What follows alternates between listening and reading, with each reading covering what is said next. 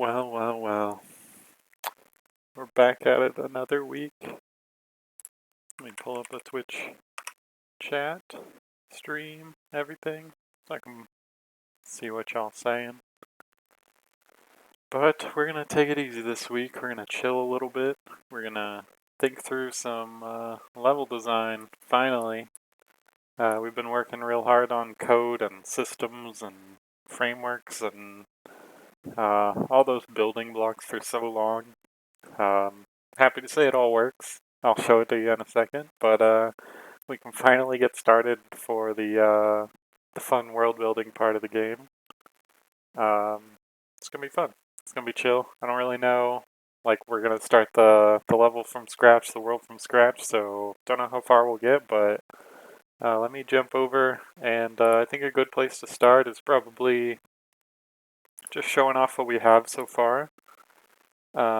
If you are new to the stream, we are working on a open world crafting RPG / sandbox called Elixir Emporium. We've been working on it for a couple months now. We have our first demo from, it's been maybe a month since we built the prototype. If you type demo in the chat, oops. If you type demo in the chat, you'll get a little link to where you can play our system's demo, so you can try out the crafting yourself. Here we go. Looks like it's working. I'll bring that over as well to show it off, but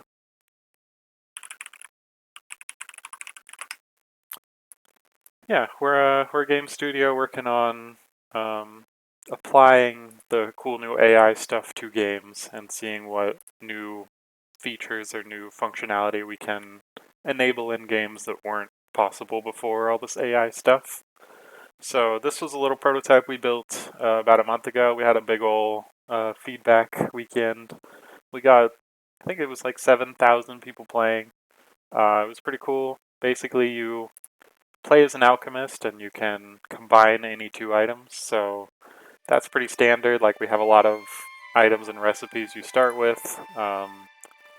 So if you take like crystal and a stick, you can combine those and make a wand. Like, that's pretty standard. But we also have a lot of underlying AI stuff under the hood. So if you were to take maybe, ash or dirt is a good example. Ignore that. This is testing stuff right now. But if you were to combine dirt and a wand, we don't have a recipe for that in the game. So that's when we fall back on AI and say, like, hey, what does combining these two items do? And it calculates like recipes and stuff under the hood. It actually adds those items to the game, it adds the recipe to the game, so from then on, whenever you combine those two items, you always get this item. So it kind of builds the game out as you play, which is really cool. You can see we made a nature's wand. It builds up stats and attributes and stuff that don't really do a lot right now, other than when you give them to NPCs for their quests and stuff, but that's kind of what we're building out.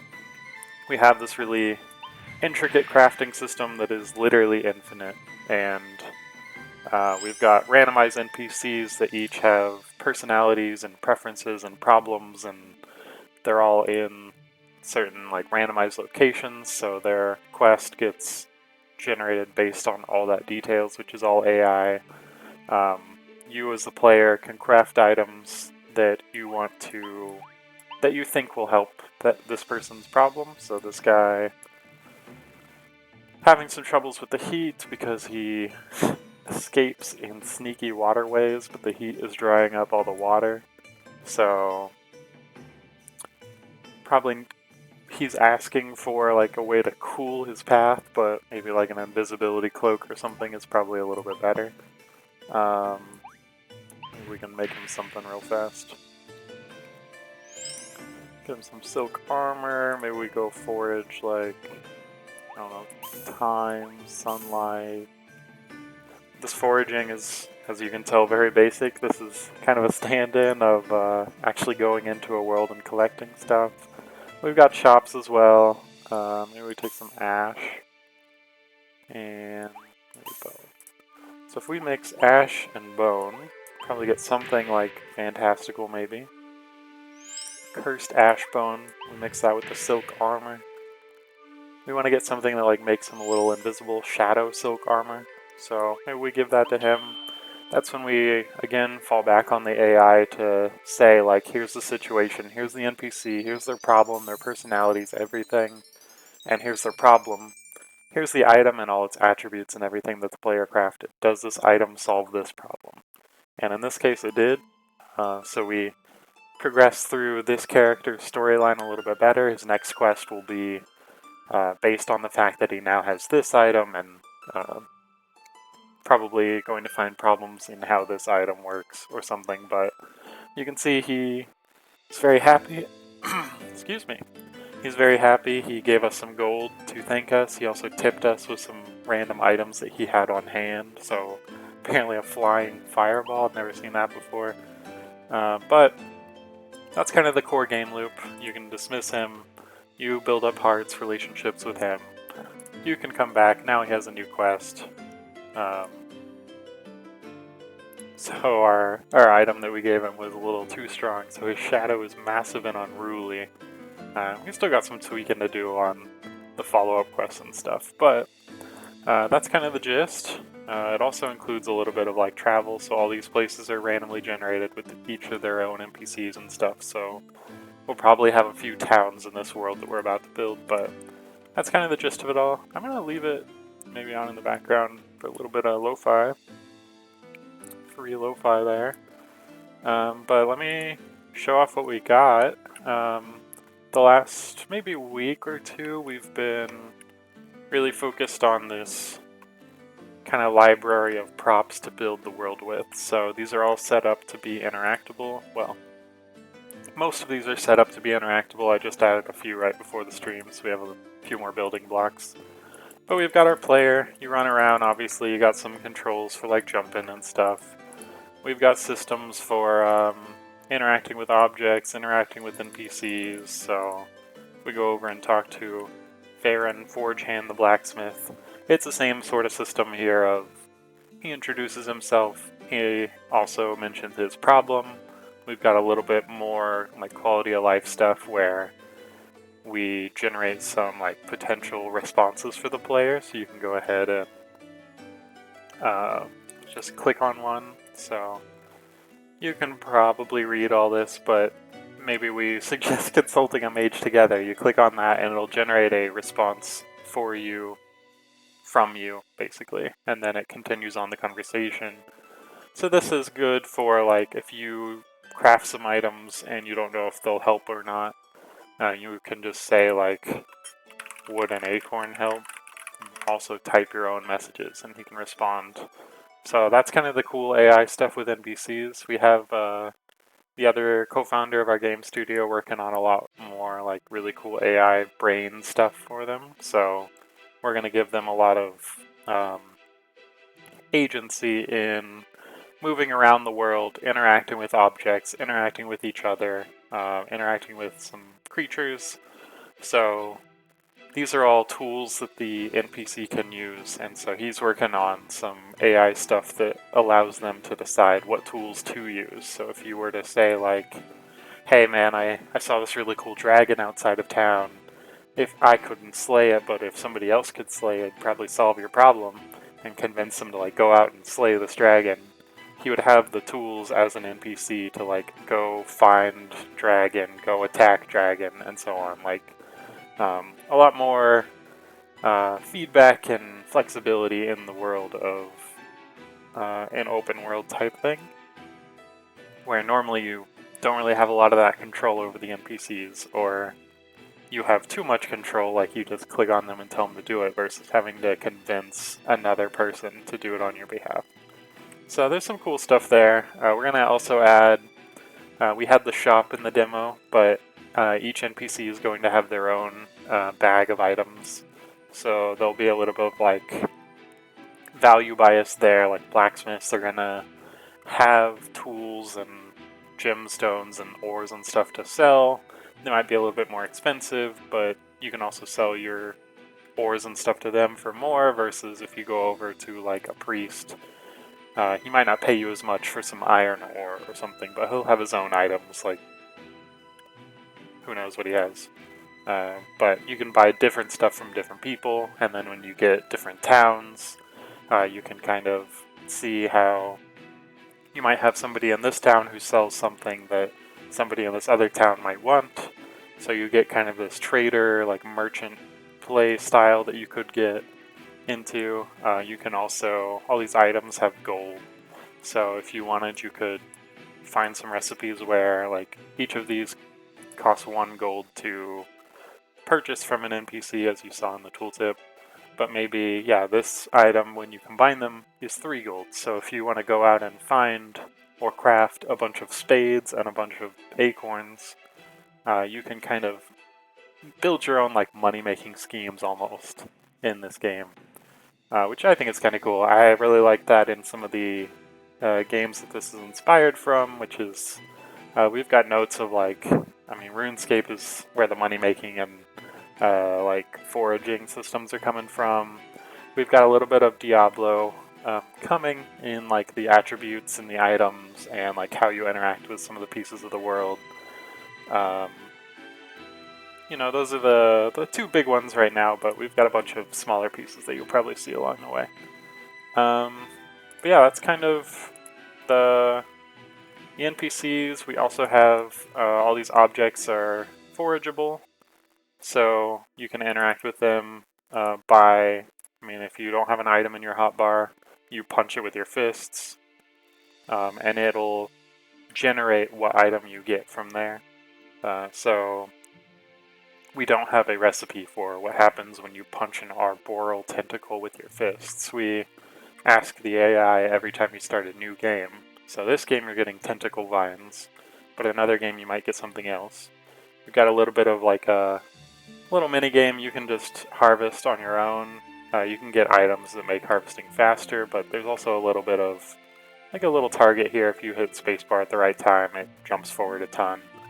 So makes it a little bit more engaged if you want it to be. I think it's nice to have the possibility of just kind of clicking on something and chilling and maybe like reading through your codex or like reading through some lore in the game, something like that, but you can be making progress while you're doing that.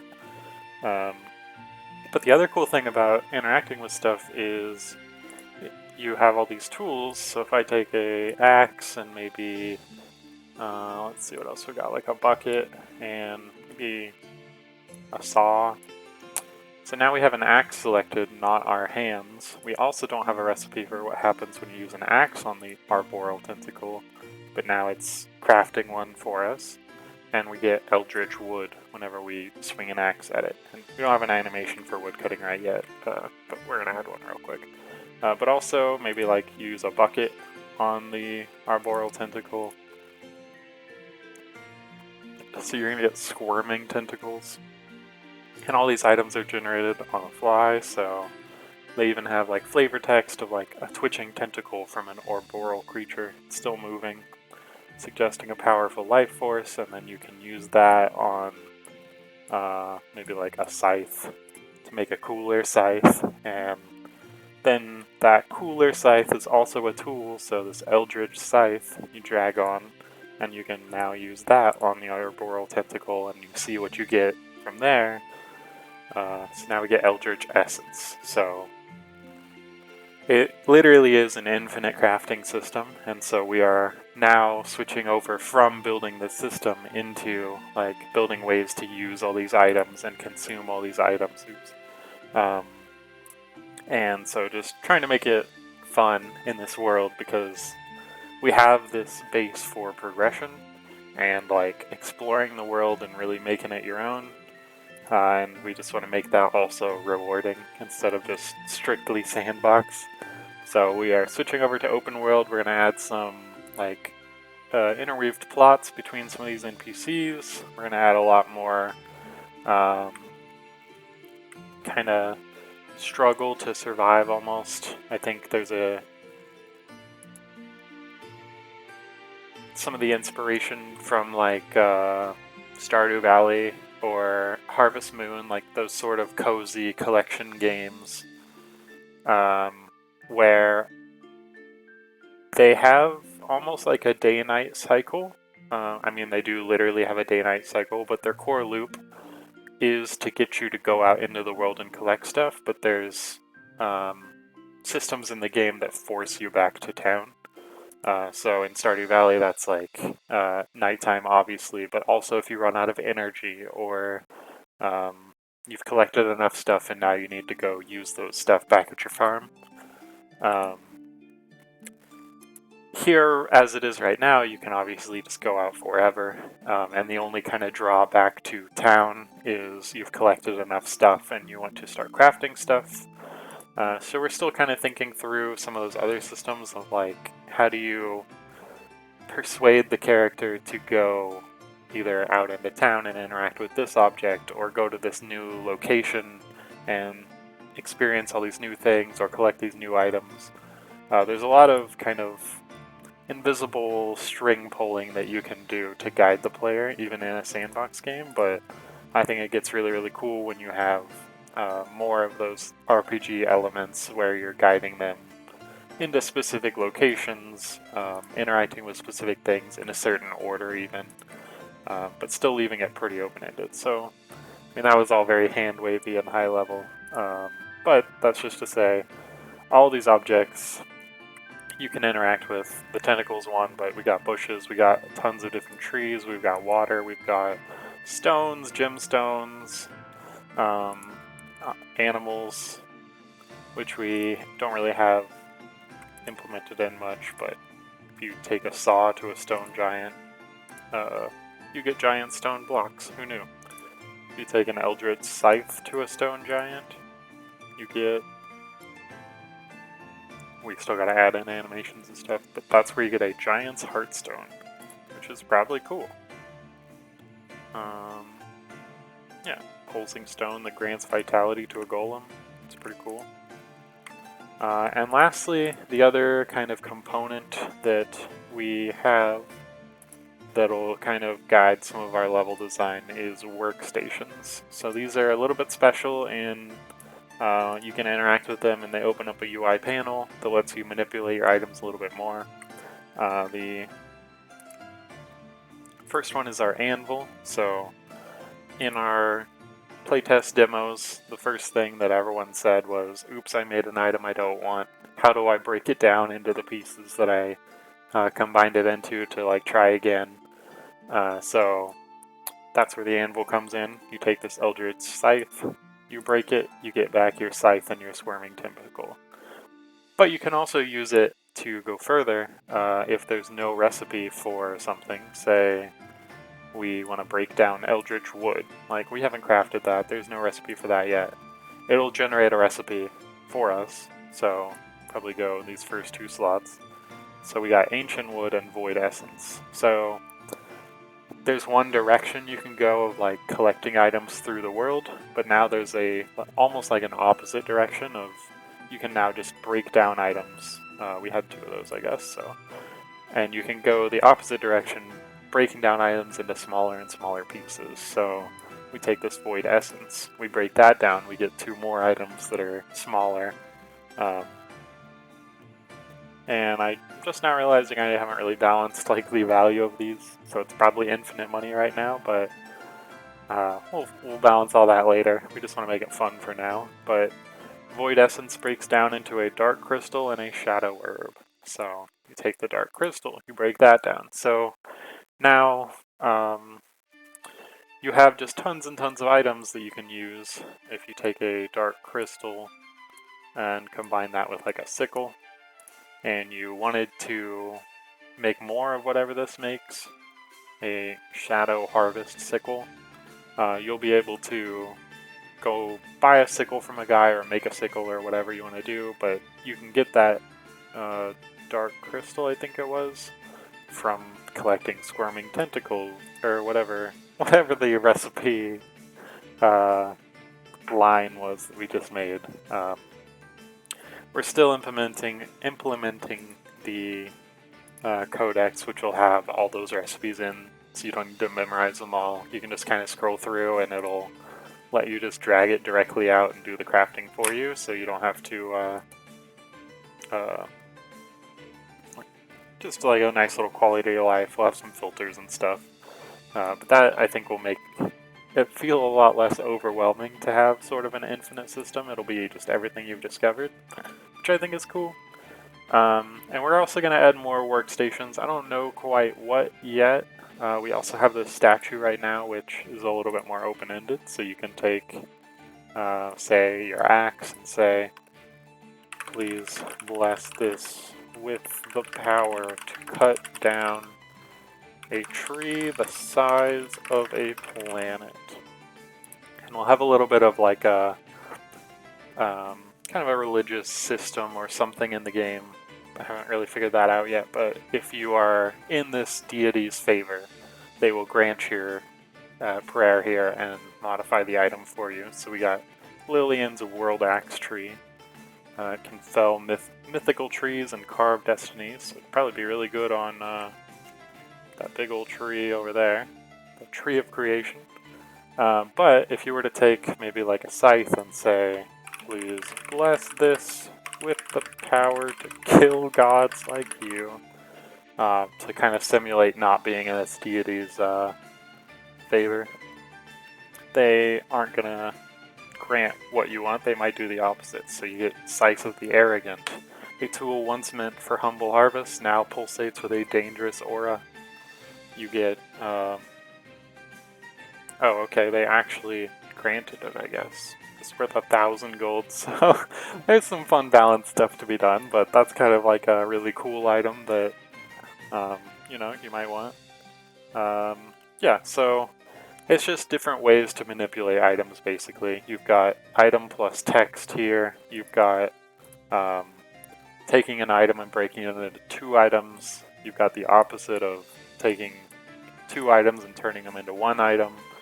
All the objects in the world, you can use an item on them to generate new items. So we're building this like really complex mesh of crafting systems. An Eclipse Reaver, that's pretty cool. And so now the fun part is building out a world to use all these items in, and taking some of these NPCs and fleshing them out a little bit more. So you want to kind of give the player the choice of, do you want to give them your really cool item to help their problem, or does the player want to keep that item for themselves because it's really cool and lets them do cool stuff. We also lastly have a storage chest, obviously, which, you know how it is.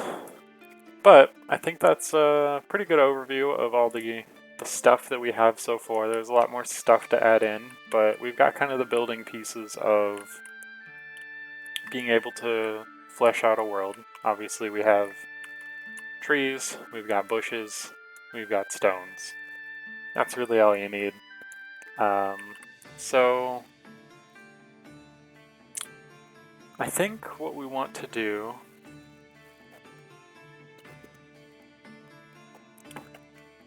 is maybe we like jump over to like Incarnate and kind of block out the map. I could use like Microsoft Paint or something, but I think that might be a little more fun. Let's see if I can remember my login real fast. It's been a very long time since I've used it. Nice. Okay. Let me bring that over. And yeah, I've got a very old map for a very old game 2 years ago. Last edited at 2 AM. Sounds about right. Yeah, so kind of what I'm picturing for this open world game is lots of like fantasy, colorful, almost epic fantasy vibes. We actually have kind of a demo scene that I put together, or I didn't put together, I grabbed and kind of tweaked a little bit. But it gives a good sense of the vibe I'm going for. So It's probably not going to work because it's so long since I've worked on it, and we have different systems in place now, but yeah, I think we completely redid our player controller. But let me kind of just scroll out. Like, this is kind of the sense of what we're looking for, just big ol' open and green, lots of different objects in different areas. I want to make the areas a lot more distinct than this, so we kind of need to think through what areas we need, really, and also think through like what areas would be cool to have just for vibes, like a waterfall and cliffs with cool views, stuff like that. But this is kind of the colorful, cozy, almost fantasy vibes that I think we'll shoot for. But we are going to go ahead and we won't make our new scene yet. Let's see if we can create something, because we want, let's see here, the areas that we want are a hometown, obviously, and I'm gonna kind of style that off of, let's see, where's my, the Diablo 2 camp map, rogue encampment.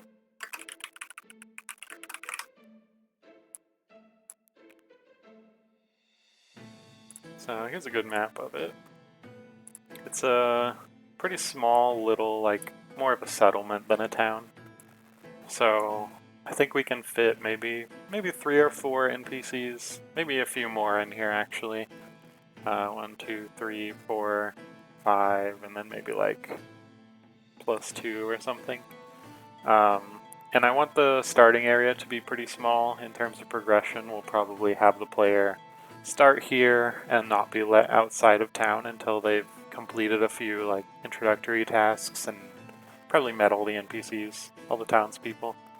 But we can always put a bigger town, like maybe on the other side of the map or something, so the player can go into town or make the trek over to town for selling stuff, buying resources, blah blah blah. But I think having their starting town small will be a good idea, both for progression purposes and also later on if we add like building features and letting new NPCs move to town and stuff after the storyline. We want to have like a very small empty slate for them to build onto.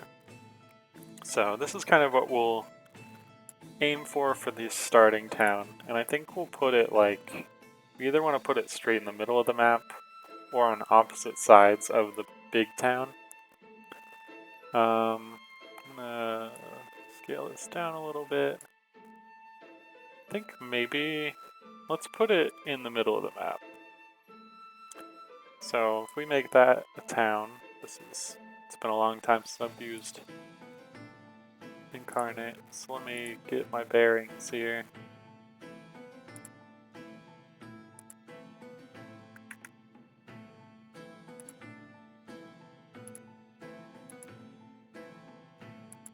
Okay, so we probably actually want to just like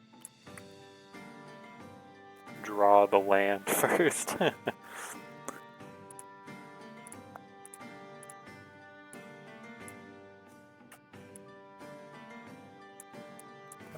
so we can do this. And I do like the idea of maybe an island, so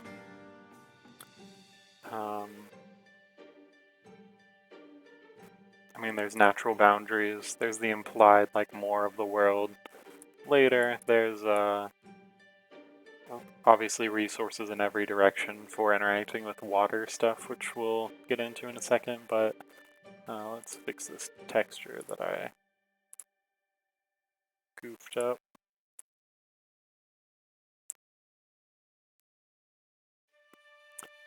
And at this point, like, the shape of the island doesn't super matter.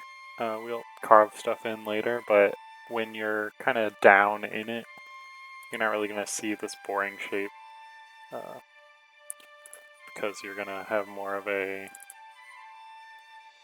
lower camera view, and you're going to be looking more over the player's shoulder. So I guess that also makes kind of sightlines a little harder. You get kind of this view. We'll probably add in WASD movement as well, in addition to click to move, but unless you're first person almost, it's hard to get those epic views, because I can't imagine players are going to run around like this very often. But even if they do this, you don't really see the shape of the island that much. So let's just start with this silly shape, and we can maybe stamp out some areas. Let's see, what stamps do we have? Do we have like settlements and stuff?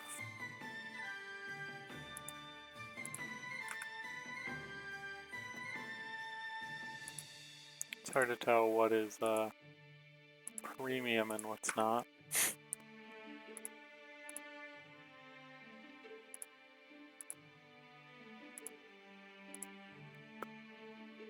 Alright, so I think while we're still in the kind of blocking out stage, let's just put a big old square. Oh. Let's put a less fancy big old square. These are all premium? Dang. Alright, maybe Incarnate is not going to be the play.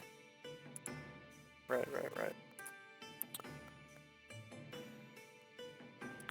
But let's just say, like, main town is here.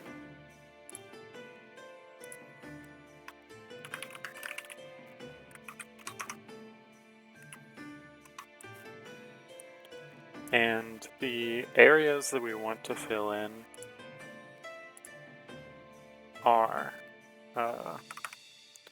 we want to kind of think of them as themes for the items and the workstations and the objects in the world that you'll interact with. So if you want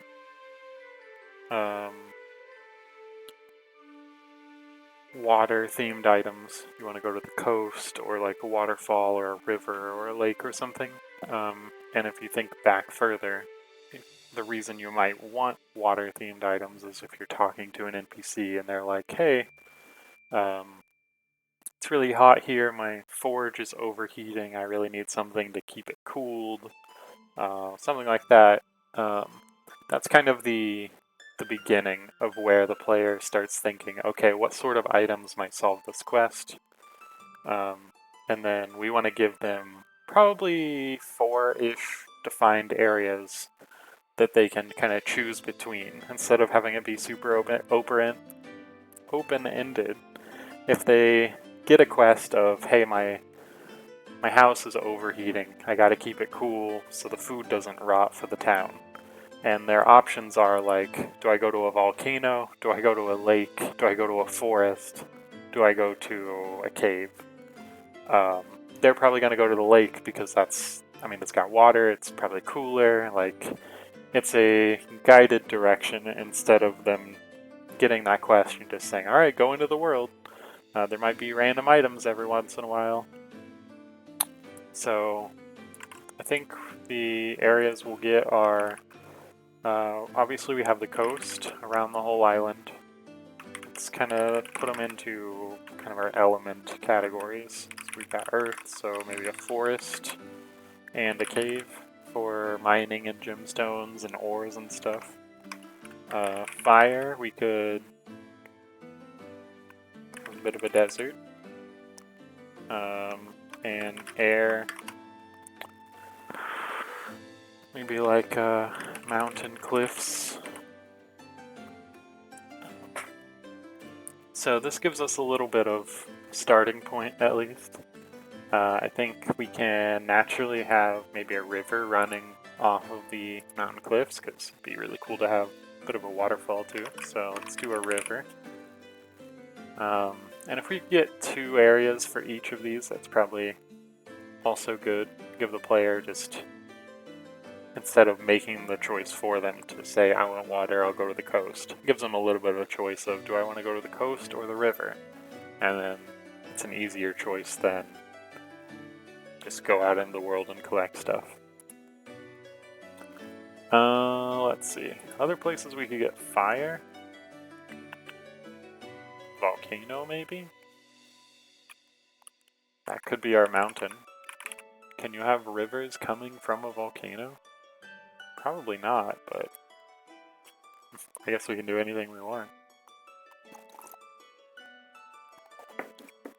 And then for air,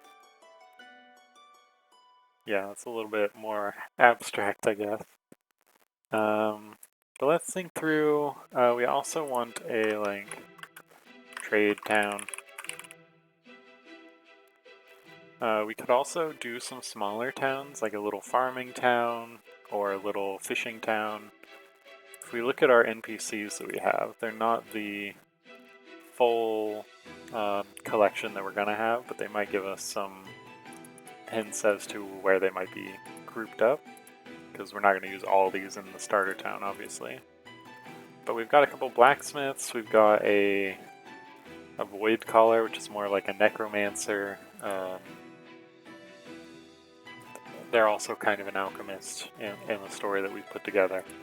We got an apothecary, a sailor, a priest, a scammer, a time-traveling robot, zoologist, some guards, an adventurer that we're going to find out in the forest.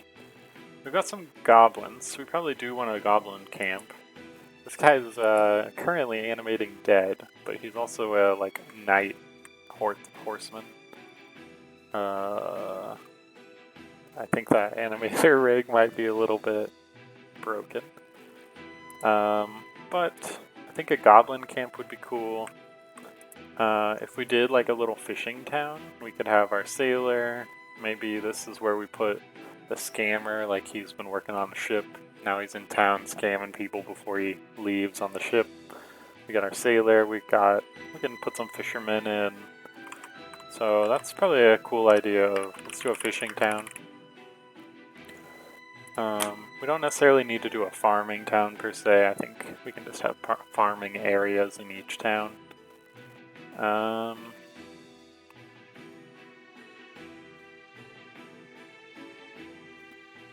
Yeah. Might be a good start. So we've got also all these trees. I think obviously we'll have one big forest of all of them, but we've got some themes going on in the trees. For example, I see some seam lines on these trees. We've got cherry blossoms back here. I wonder if that's just part of the LOD when they're that far away. These aren't rigged up for interacting with yet because I just put them on right before the stream, but a section of cherry blossoms might look really cool with maybe some dragons. And those might go well around like the volcano, so maybe we have some very like mystical, fantastical section around the volcano. We've got our tree of creation, which is just a really big tree, which will probably make even bigger. But he'll need to live somewhere, kind of themed around that. We've got birch trees for a birch forest. We'll put bushes around. Really all these trees can have their own like materials applied to both the bark and the leaves, which is how we got this chaos tree. It's just a placeholder right now, but kind of a fun little prototype of how to interact with arbitrary things. So we could have, obviously a chaos tree here gives us chaos stuff, which might be good for crafting, chaos wood. But if we figure that we need something, like we want more air stuff, we can put in trees that are like airy trees or like breezy trees or something. And we can kind of let the player get into that kind of crafting through that. And we also have a bit of smaller herbs and stuff. We've got, obviously, tall grass is pretty plain. Just gives you some grass. But we have a bunch of different kind of herbs. We've got 4-leaf clovers, We've got blush bloom flowers, which have their description generated each games. They're always a little bit different, but this guy's known for his medicinal properties. We also have mint petal flowers, which probably also going to be very medicinal. Mint petal flowers, known for healing properties. We've also got solar blossoms.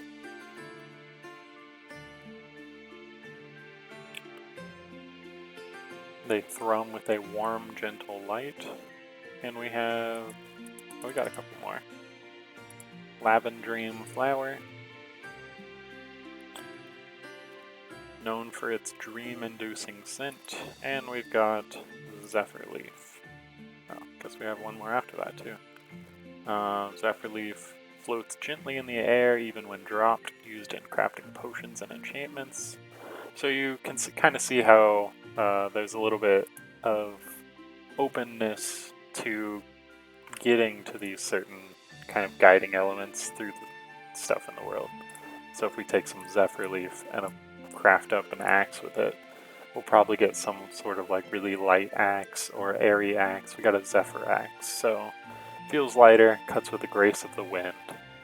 Maybe we zephyr leaf it up even more. We get a Wind Waker axe. Summons a gentle breeze to cool the wielder. So that might be something where we had that quest earlier of a guy who's like overheating. Maybe we give him this axe because they take into account the attributes on the items when determining if the item solves their quest or not. Let's, I don't know, pump it up with even more Zephyr Leaf, see what we get. We got a Gale Force axe. Summons strong winds to cool the wielder and knock back small enemies. So you can kind of keep crafting that way. The last herb we have is the Breeze Balm. Let's see what that... and again, all these generate their descriptions every time you play, so they're always going to be slightly different, but kind of the same vibe. Breeze Balm is known for its calming aroma, used in potion making. So it's very open-ended the first time you craft these stuff, but once you craft it with something, it generates that recipe and saves it in the game, builds the items and everything, so then it's constant from then on, which is pretty cool. But in terms of all these herbs, I think we'll probably have them separated, so in each section maybe have 1 or 2 herbs, and so we want to think about where they go as well. But I think our volcano makes a lot of sense with maybe our dragons and cherry blossoms. That's just cool vibes. So a bit of a desert, forest, caves, coast, a river. I think we probably want to throw in a lake. Why not? And yeah, we've got our cliffs. Maybe the other thing we do for the air is some maybe sky islands, which I think would be really cool. I also asked Andrew if he had anything that he might want to see in the game. Figured I'd throw it in the stream. He says a hot springs and geysers area would be pretty cool, and maybe something like a quarry or a quarry. So let's throw in maybe the desert has hot springs and geysers. That'd be pretty cool. And maybe like at the base of the mountain, we've got a quarry. Yeah, I think that'll work well. And we'll sprinkle all these enemies throughout the world once we get the more high-level decisions going.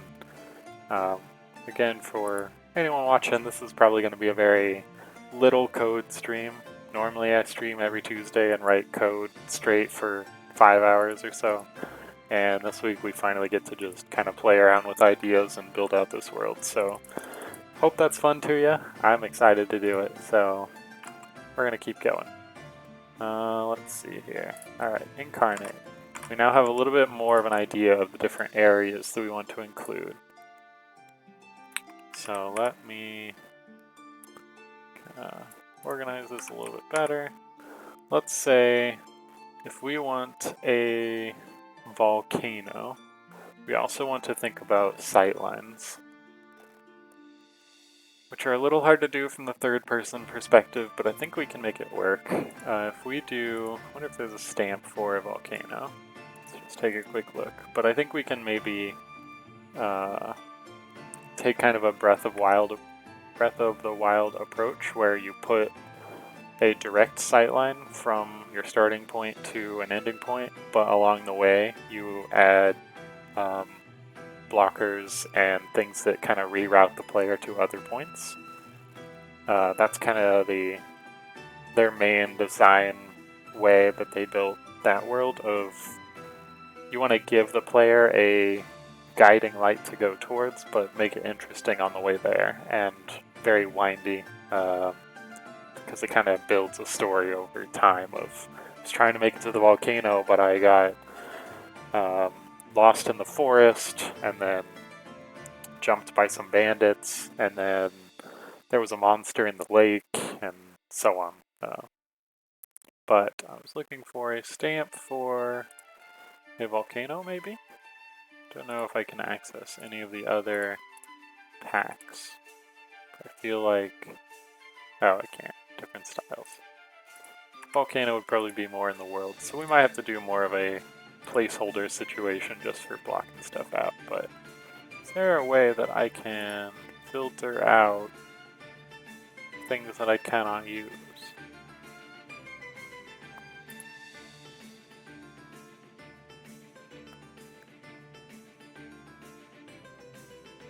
Probably not. Alright.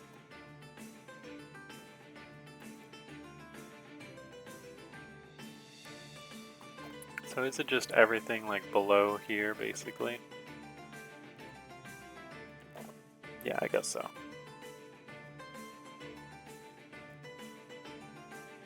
Alright, that's fine.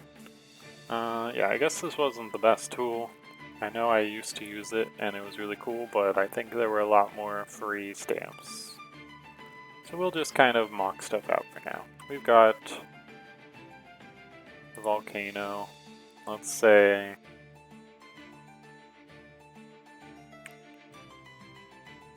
let's put it down here. Maybe we do big volcano with some smaller like mountain ranges around it. And I'm not going to worry too much about making this very pretty, because I'm a little bummed about the stamps, but it'll have to do.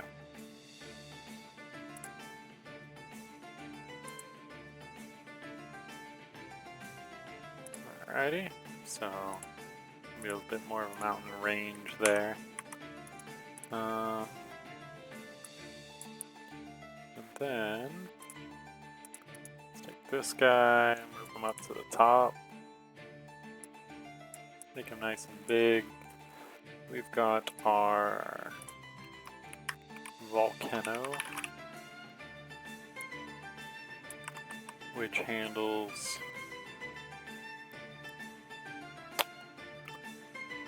fire. Maybe we do our kind of cherry blossom grove in this area and then surround the rest by deserts.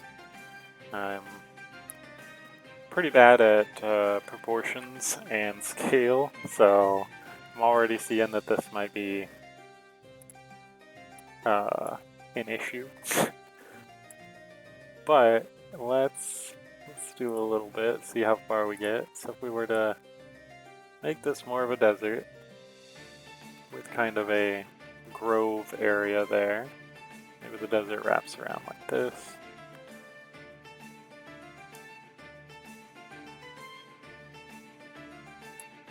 And let's expand this a little bit. Maybe there's a better, something like that. So we can put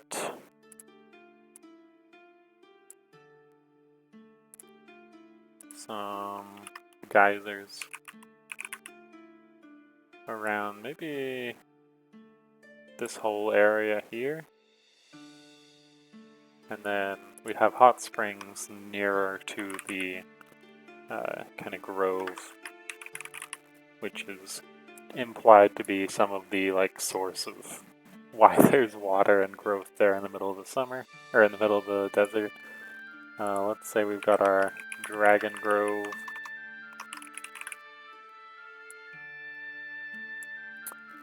And we could turn the hot springs into like more of a river and like a fiery lake here or something. Maybe that'd be cool.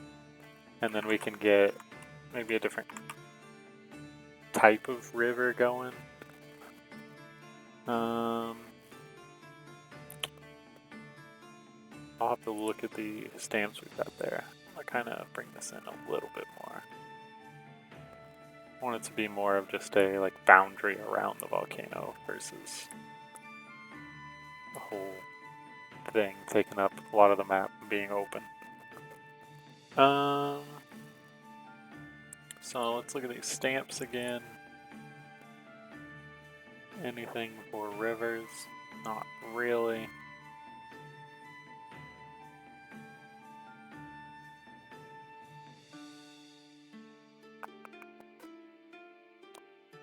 That's fine. That's fine. About to bust out Microsoft Paint, but whatevs. Alright, so let's say we know we also want a trade town.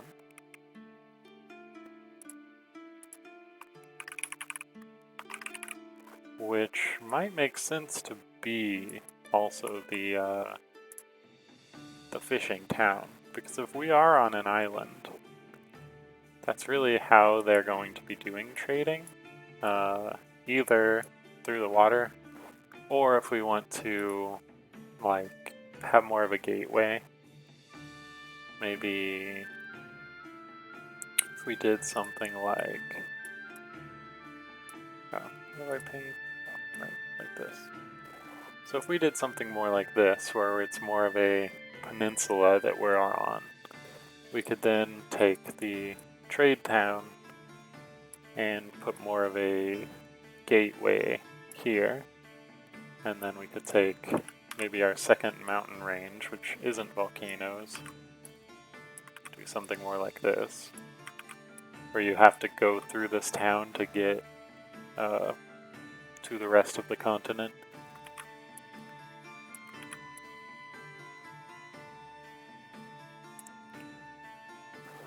But does that add anything?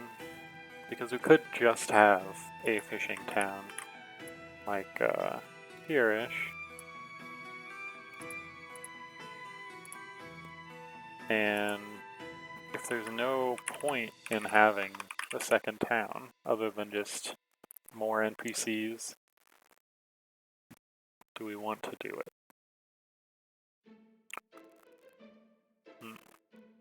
So we'll come back to this. I think we can leave it for now. We've got our fishing town. We have coast all along it, so let's kind of draw in a little bit more of a beach around here. Maybe there's some stamps for like docks or something. Probably not. We can use this. Oh, maybe.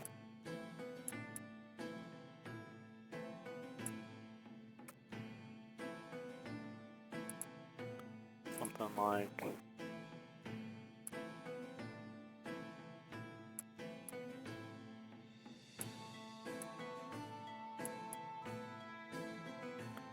makeshift docks. Alright, so we got a fishing town.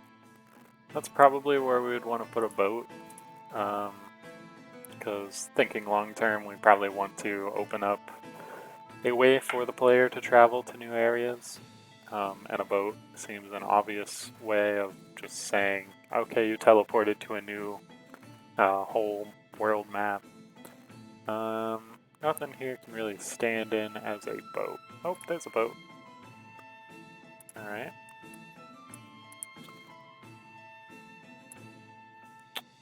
So, I think that is good. We definitely want to have that, because we want to have our sailor there, our fisherman there, our like scammer there that we don't want in the main town. Still on the fence about the trade town, or whether this can be the trade town, but let's keep going. We've got hot springs and geysers in. Let's add a little text of desert, and maybe we can make these other guys a little bit smaller font.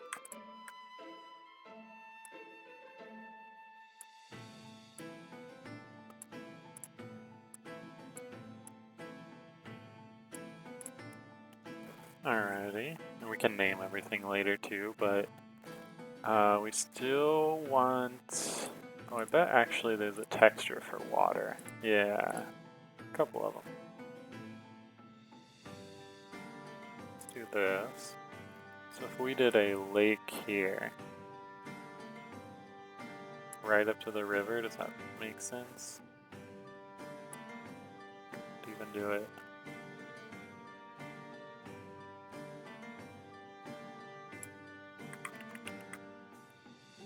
You can put it up to the grove. It's probably too big. Where do we want our river? Because this is going to be like a boiling lake almost. So maybe even... We don't want it too close to the coast, actually. But we want it fed from the hot springs, and we want the dragons to be able to come over and drink from it. I guess they could pass the desert. Thinking through like the actual model coming over and having these routes throughout the day. It might give them a nice range to be seen from. Especially if we put it like in this area, then they're coming and going in that direction, and we can keep this sightline clear so they could see from the main town some dragons flying in the sky.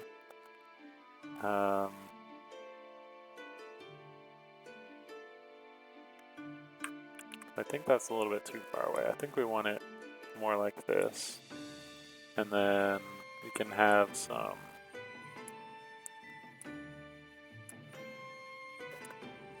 maybe small rivers or something feeding in from the hot springs.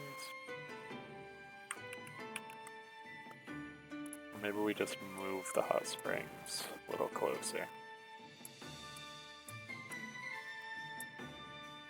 Make it more two distinct areas of this has geysers, which are basically hot springs with more pressure. Maybe we'll put the geysers more hidden away down here. Kind of surround the boiling lake. We'll play with that for now.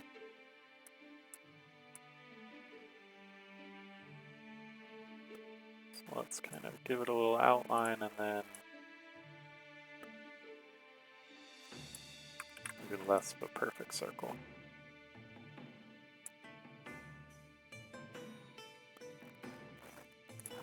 Alrighty, so let's go boiling lake. Might give some interesting items. Might be a fun place to fish. See what you get. It's close enough to the fishing town that they could probably have an NPC or two that comes over there to fish instead of at the docks. So kind of trying to blend these areas together. That means we can kind of pull back on how much desert is up here. And we could start blending in the mountain range going from this volcano area into more of a regular mountain range with the town in the center. I mean, we could even elevate the town like on top of the mountains here, do some cool staircase up or something, and then have this elevation be much higher, and this is just really low for some reason. But we'll mess around some more. Let's see. So we got our trade town, fishing town, hometown. we've got our coast all the way around. We say like a sandy. Oh, there's sand. So let's draw a little bit more of a coast.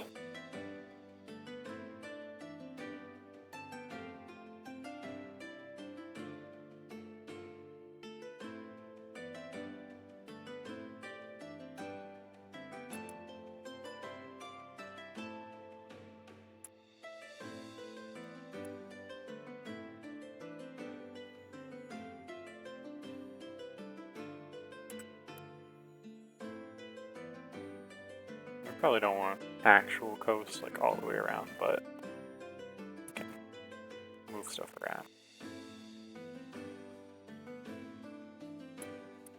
Maybe a little bit of a beachy area up there. Who knows? Alright, so forest is a big one that we don't have.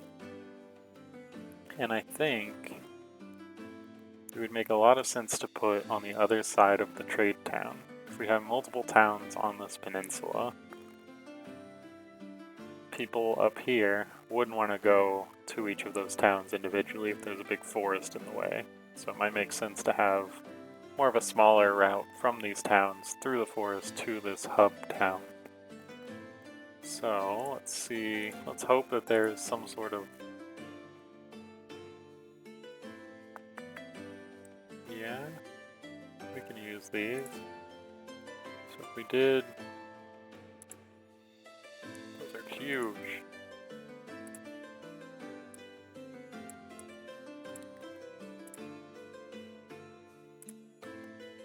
Some sort of forest with like a clearing maybe. Maybe this is a big logging town and they are slowly clearing through the forest. So that might be something that the player also could clear out by cutting down a lot of the trees, making this trek a lot easier through the course of the game.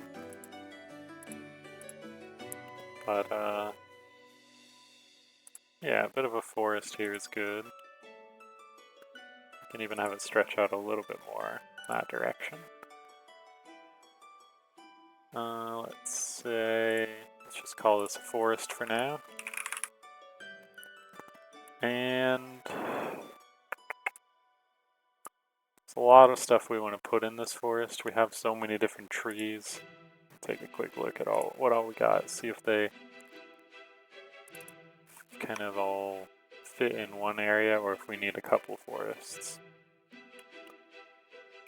And we do also need kind of a home for our guy, which is going to look more like that, I think. Or properly scaled, I guess.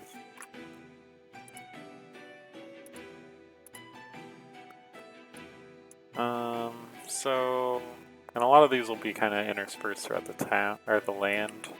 But I think if we do a forest of maybe birch trees and maple trees, with some of these others like pine and our magic trees interspersed in, and then we do the cherry blossoms and maybe the Japanese maples in that dragon grove, we can kind of get two small, or a small forest and a big forest. Having the forest extend over to the right might be nice. You mean like further out this way? I'm down with that. Also, thanks for stopping in. Hope things are going well over there. Scale these guys down and maybe do a bit more of a sparse forest over here.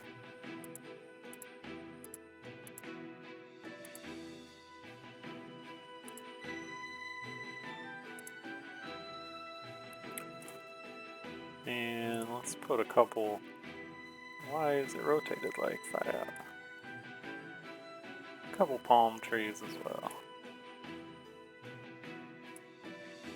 Just to kind of extend that forest.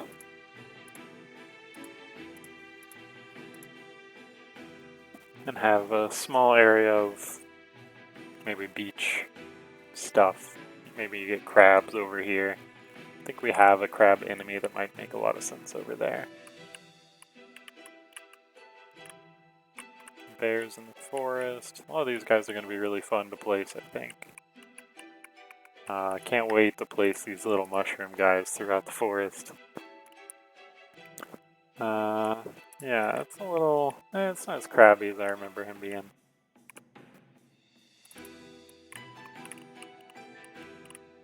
But there's lots of stuff we can do. Maybe these guys on the coast or something. These guys in the water. Maybe these guys on the coast as well, flying around. We'll see. We probably want...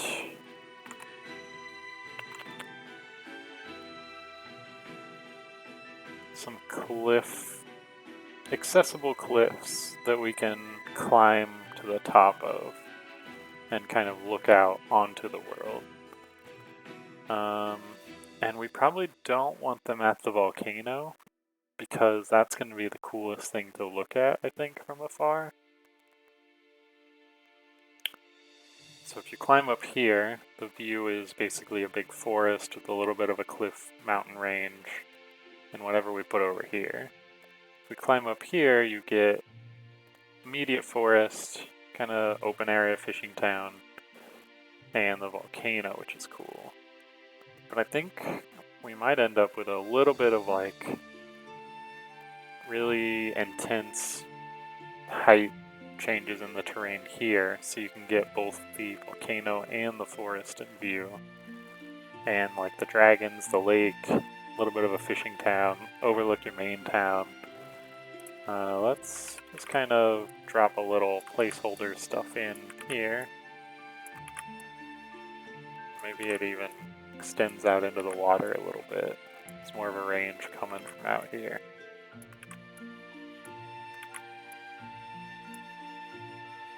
And it's somewhat difficult to climb up, but it's mostly for the view.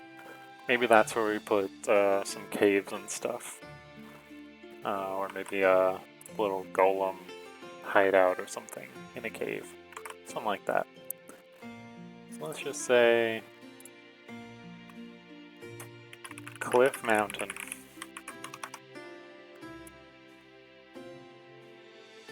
And you're coming here for the view of everything, which you should be able to get from here, I think. Other things that we wanted to include, we've got a boiling lake, but maybe we can do... I don't really know the physics of the water, but we could do another lake over here that runs down from Cliff Mountain. It's so close to the ocean, I feel like it wouldn't necessarily work in real life, but it's whatever.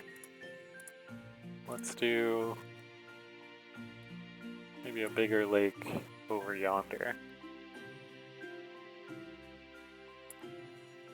And I guess that would be really cool, because if we get the really tall heights of a cliff mountain, we can do a really big waterfall into this, and it kind of makes sense that a town would start up on this edge of the lake.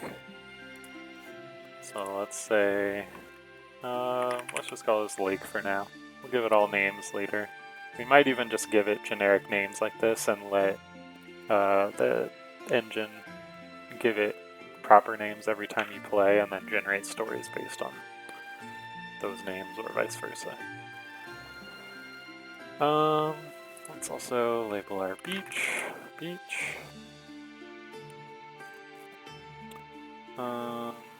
Maybe this is more of a birch forest, and then we'll do our dense forest over here.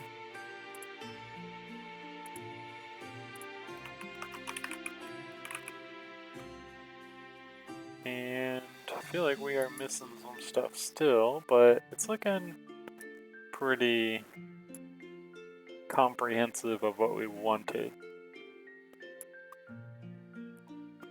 So let's take a quick look at the stamps, see if there's anything obvious we might have missed.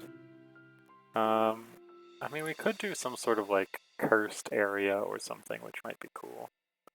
Maybe we do it on the edge of this forest, going down to the desert.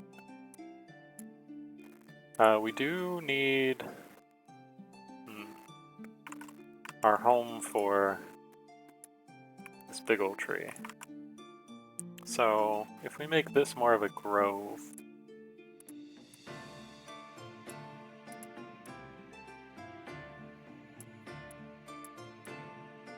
gonna move all this stuff around.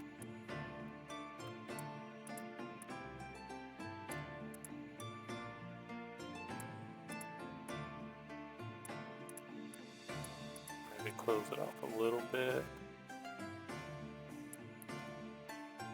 Then we could take a big tree and smack it right in the center of that grove.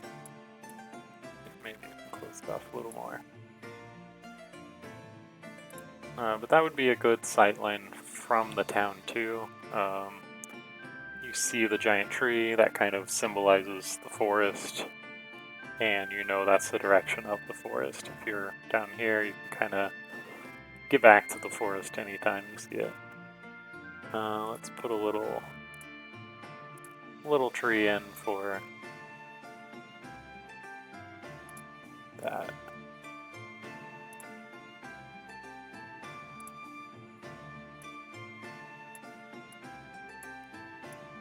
Or a big tree.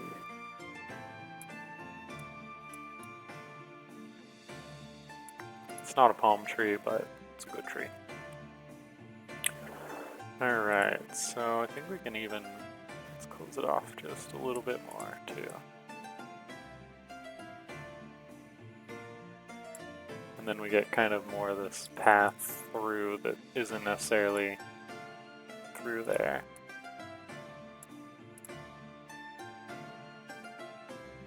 We don't necessarily want the path fully cleared because we want to leave a lot of that to the player to do.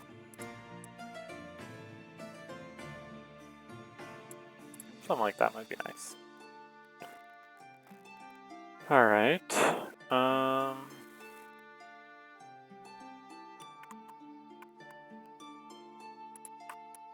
Thinking through other things we have. The workstations we have are all going into town. I think these gems will go into the cave. We're going to use these stones for cliff faces. We could do kind of like a gym area over here though. Maybe hidden away. So if you have something like this.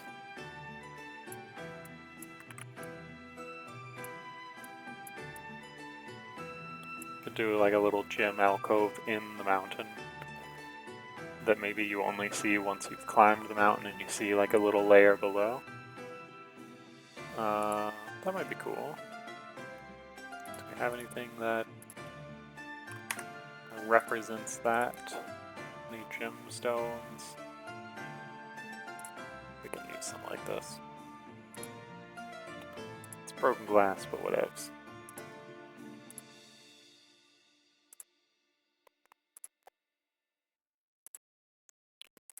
Call this Gemstone Valley.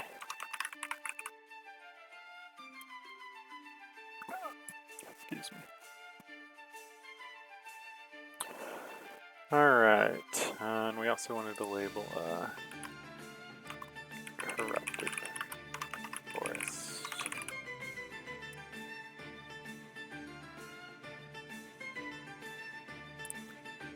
We might extend this a little bit more. Maybe we even do that now.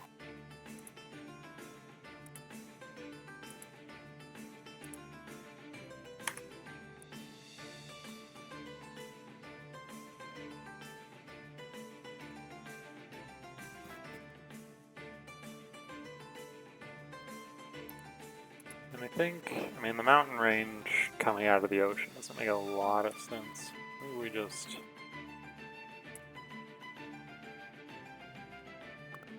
could do something like that, make it less of a peninsula and open this up. We lose our beach. We could put the beach down here though. Get it more thematically close to the fishing town. I think we will do that. So if we were to put our beach on this side. Makes sense to be next to the ocean, it's a bit hotter. Now let's just move these trees over.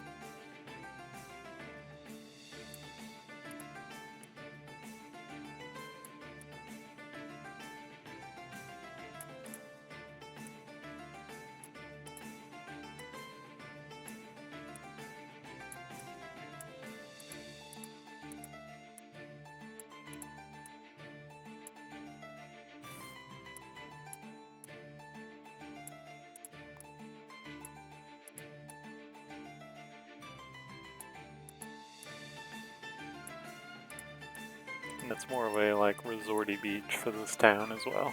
So that's kind of nice. Flows into the desert a little bit better. We probably want to put maybe like a little mountain or something here just to not make it a tri-state area. Let's save though.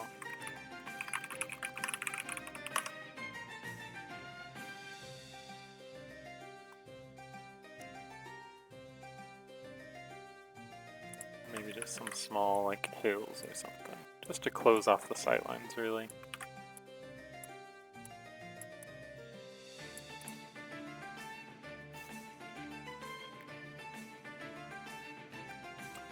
So we have a big open area still. I think our main town needs to get a little smaller. It's more of a settlement. Definitely not as big as our fishing town. We can make it even smaller. So these guys probably on the edge of the lake. And so I think it's only natural that every open world anything starts with a lot of foresty areas. So we'll probably get the player going into this birch forest at the start. So maybe we even move the town a little bit further like this.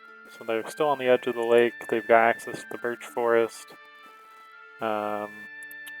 Since this is no longer a peninsula, we can start actually filling in this mountain range a little bit more to block off the area. Still want to do something up here though, now that it's not beach.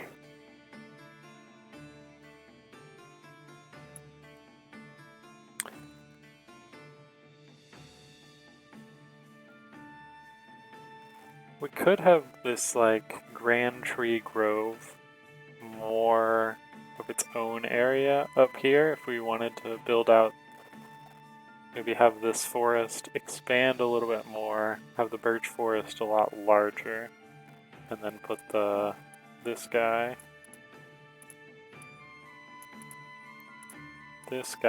like here-ish.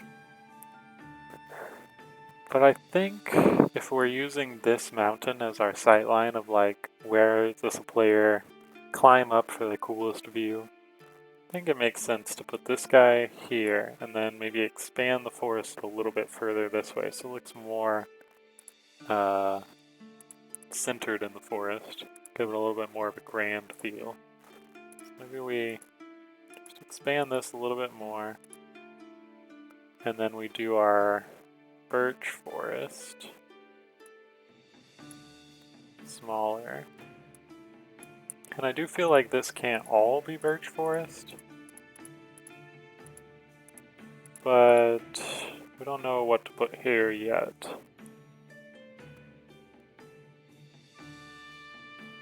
Maybe that's where we should put a quarry actually. Or like an abandoned quarry. Moving the beach closer to the fishing town is definitely the move. Heck yeah. Could you put something that players can forage? Up here, you mean? Yes. I'm also realizing I probably want like a farming area too.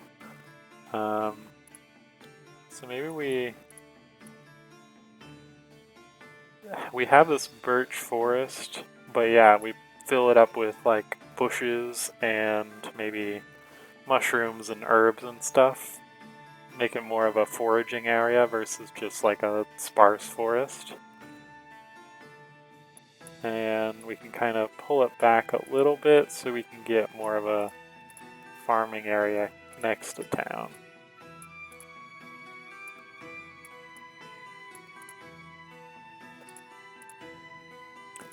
Birch forest and harvesting. Okay, yeah, I like that, I like that. Maybe we bring a couple of these guys up just to kind of close off the area. And see if we've got a stamp for anything that can represent farming.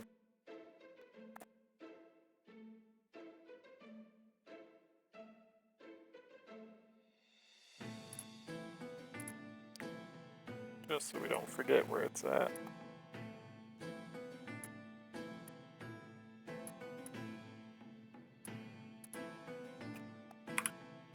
Bunnies. Yeah, I'll fill it with bunnies. The bunny forest. We've also got these really cute, let me go find these mushroom guys. They're my favorite so far. I'll definitely throw in some bunnies, but let me get to these mushrooms.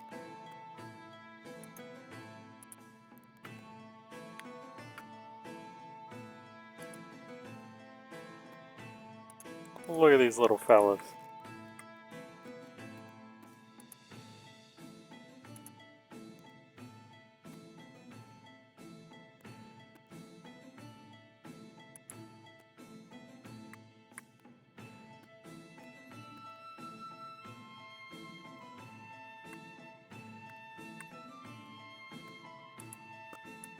Yeah, I guess I could look through more of these guys and kind of assign them to places to know if there's going to be other areas needed. We do still have a lot of open space here, which might be nice just to have that open space. We probably should build out some roads real fast though. Let's do...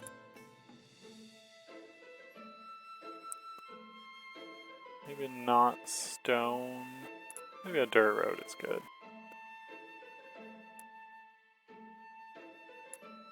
If we do a little road like this, a little road around the lake, like that. So we'd probably want some sort of road that does some sort of point of interest over here, and then reconnects probably a little sooner than that. Just for people going this way through, probably want to put something here. And that might be what about a farm or a quarry? Oh man, imagine if we could make this so people could build something they could see with the different resources like Minecraft or Terraria, so you could build something really unique in your game. Heck yeah! I mean, just for that, maybe we should... let's make this like just a flat plains. I do think it would be really cool to add in some sort of building system later, both for like just houses, but also for more custom stuff. And flat areas are the best for that. I kind of want to put like maybe we could put a quarry over here, so it's kind of between the two towns. Like the fishing town used to use it. Makes sense that the gemstones are on the other side, so you kind of go around to get to those. They were just so close when the quarry was abandoned. It's nice to have it on the road too. Let's see. Farm we're gonna put here. And we can probably have like a little bit of it where like an NPC in town maybe manages that farm, but there's a lot of area that the player could add in more of their own farm. We do want some sort of point of interest here, just in terms of like how the roads are forming, and also a nice little midpoint between the player and the volcano, so you see that from town, but there's a big looming volcano behind it. Trying to think through like the sight lines from the starting area. So you're gonna see this giant tree with forest all around it. you're not going to see this town because it's going to be kind of hidden away on the other side of the forest. We really want the player to go kind of towards this town before they go to this town, but it doesn't really matter. But I think just progression-wise, there's going to be a lot more to do in this town when they're richer or have a lot more items, so Fishing Town makes a lot more sense to naturally discover first. But you'll have the cool lake, you've got really tall cliffs on the other side of it, probably a waterfall here. We can go ahead and label that.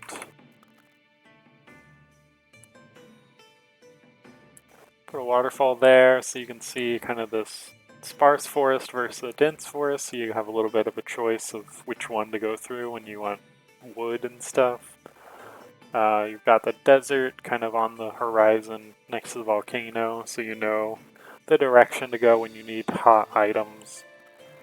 You probably can't see much of the corrupted forest. Maybe we could have some sort of big old tree in the background along this mountain range that kind of hints at something, but I think it should be something more to kind of find as you explore, like the gemstones.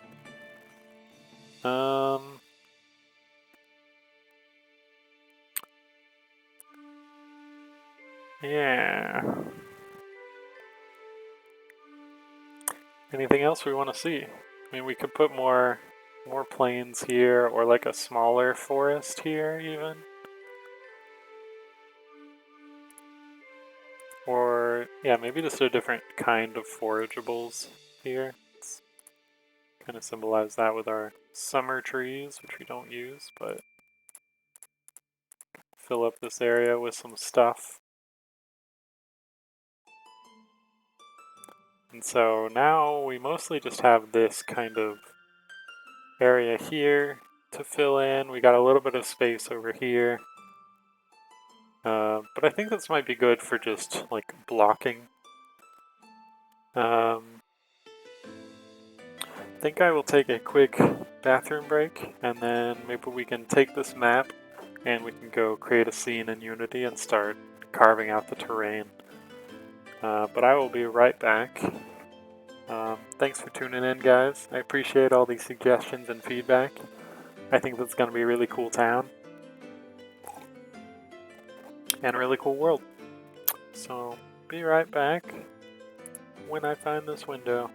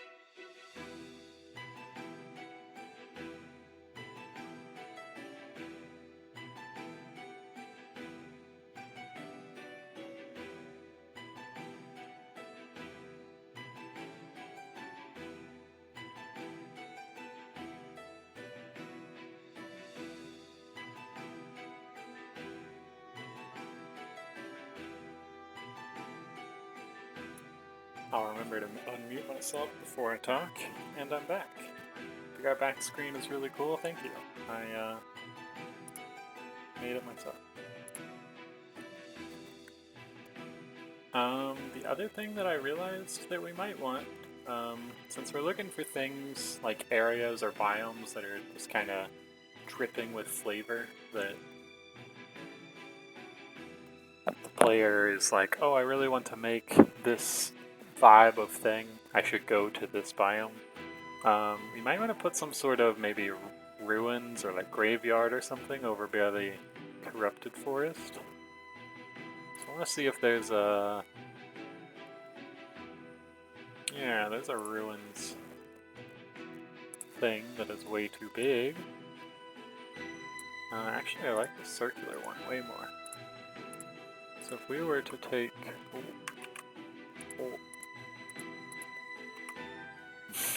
Oh. How do I select the ruins? There's too many trees.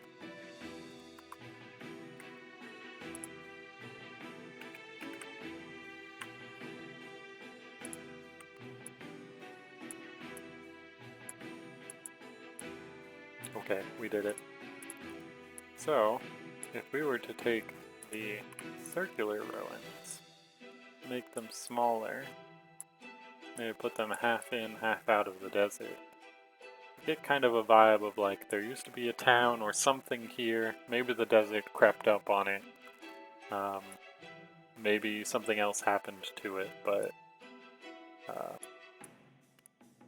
probably some lore to explore there, but also maybe some spirits, some ghosts, some like dead trees, all that sort of stuff. Doesn't really have a place in this vibrant world that we've built, but maybe over in this small area we got some ruins.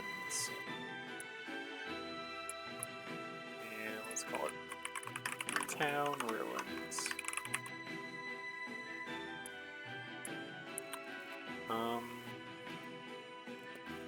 Cool. So I think it's probably pretty good. Just want to look and see what all textures and brushes we have. Do some farm brushing. Something like this.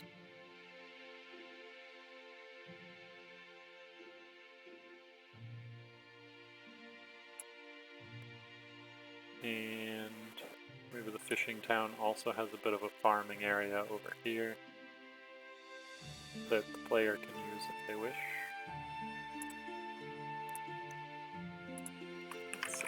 Farm.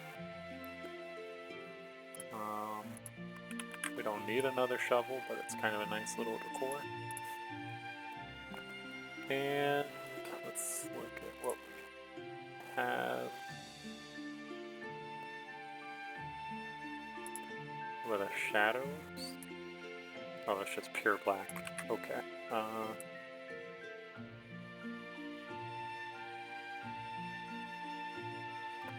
Refill in a little bit of this.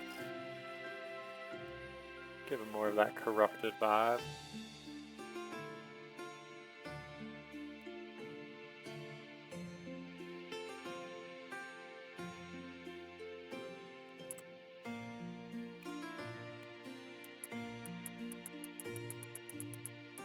Yeah, maybe it was the desert that took this down. Maybe it was the corruption. Who knows? I'm sure the player will find out.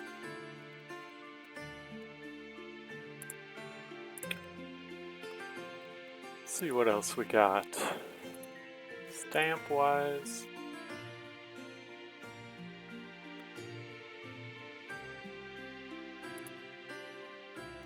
Guess we could put like a little campfire somewhere. Just like, ooh, actually, we have goblin NPCs.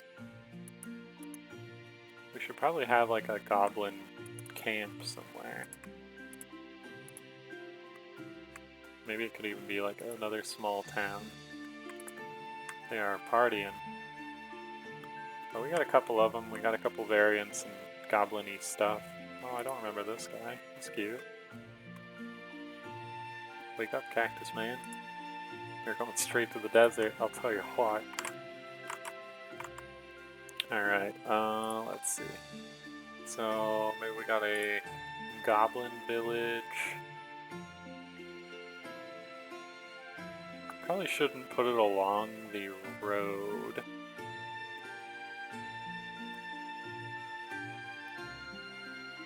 And probably shouldn't be too close to the fishing towns like the beach area. So we could put it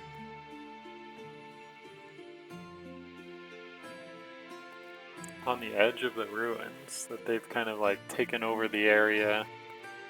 Gives just one more thing that could have happened to the town.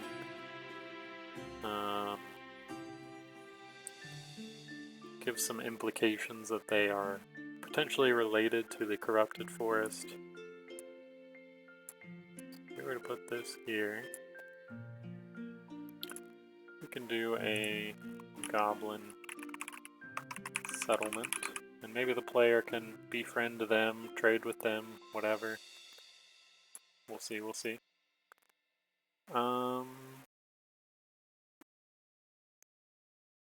Yeah. Maybe we turn this POI area into a bit of a hilly area, I think. So when the player is in town, they see mostly greenery around them. They see the nice lake, they see some cliffs, big forest, bit of a route like over the flat plains to the next town, which makes a lot of sense for guiding them to discover that first.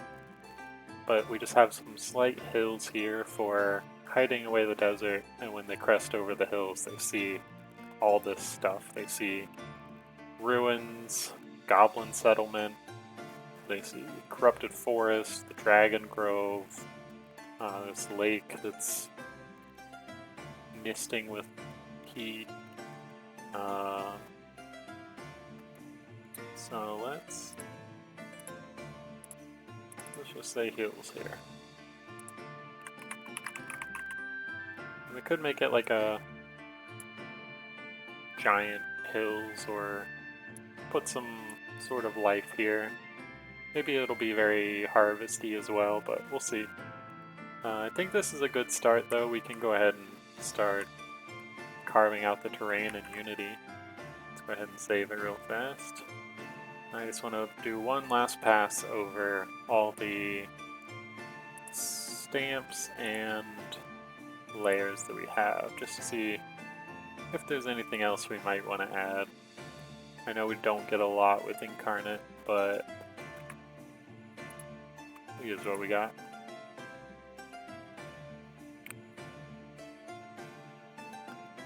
We do have an asset for this really cool big skeleton dragon. I mean, he'll probably be somewhere up in this volcano. Let's drag a little skeleton guy over, hidden away here for now. Oops, saving again. But I think that'll be good. This will be a great start, I'd say. So if we take this, we go on yonder, and we open up a fresh document. We call it World. We're done here. Alright, now I get to see if I remember how terrain painting and carving even works in Unity. Create a 3D terrain. Ground. Layer, ground.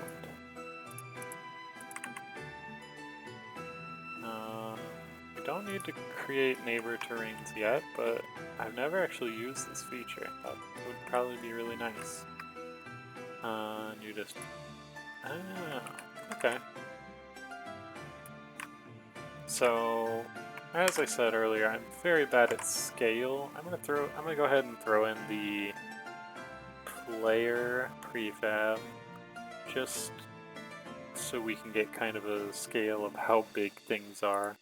We might need more terrain, we might Need less? Because I have no idea how big this is. Let's see. System. Where you at? Let's...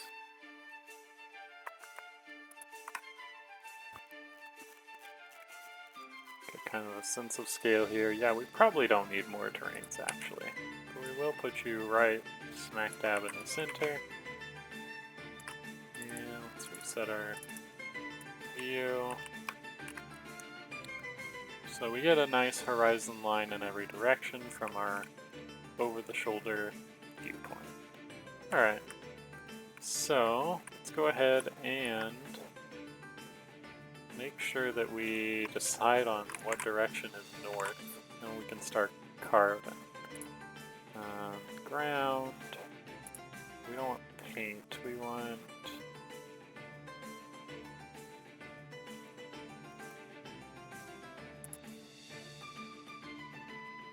set height, raise or lower terrain, that's what we want.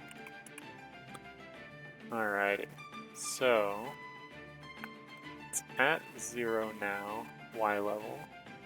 I think what we want to do is do a first pass. I'll make it as big as I can. Oops.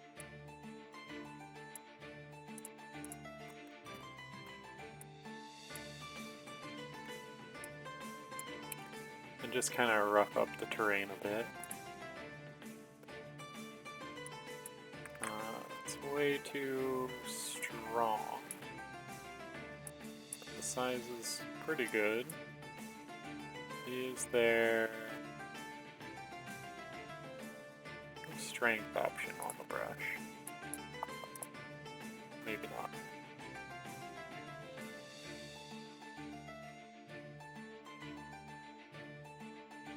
I'm just gonna double check before we get started.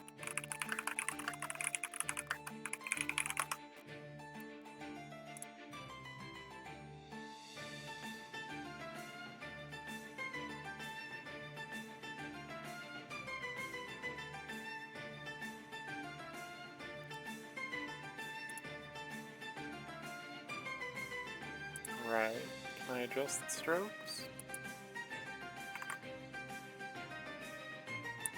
Common brush controls. Oh, and this brush is read-only. Okay. Are they all read-only unless I make my own? Let's see what we got.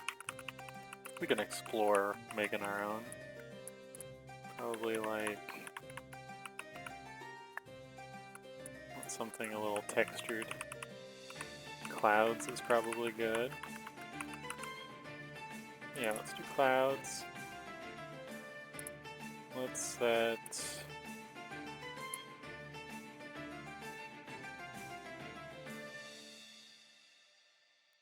strength. I just gotta be fast, I guess. Fall off curve. Maybe slow it down.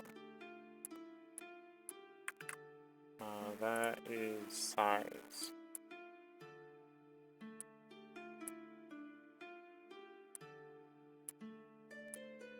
Okay, that's looking better. Although, let's raise this back up so we don't go negative. And then maybe... about half. And then... increase the fall off radius. We just want to rough it up a lot. Brush remap.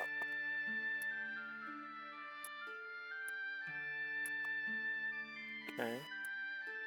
It's looking good.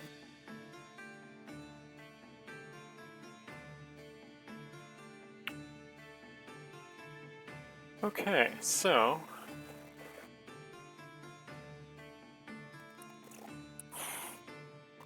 you know what? I think opacity was literally just what we needed for strength.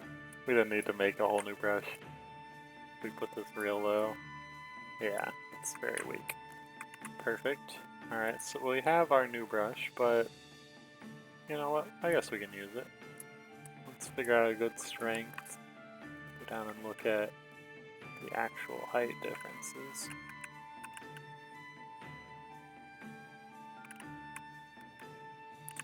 kind of hard to see without a texture on it. But I think we want just slightly lower, maybe like 18.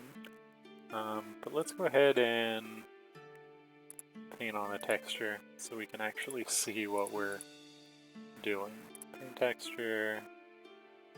What textures do we have?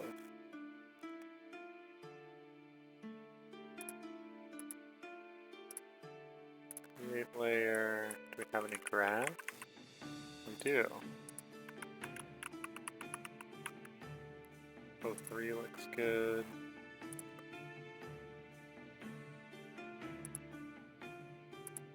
Might go with this guy.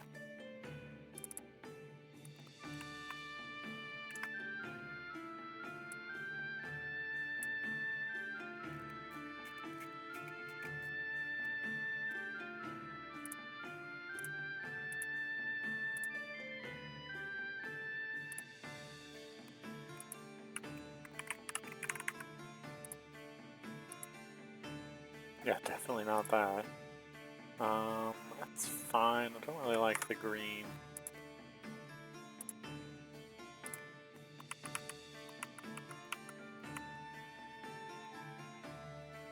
It might not be too bad. These are all definitely way too zoomed in though, or not scaled correctly.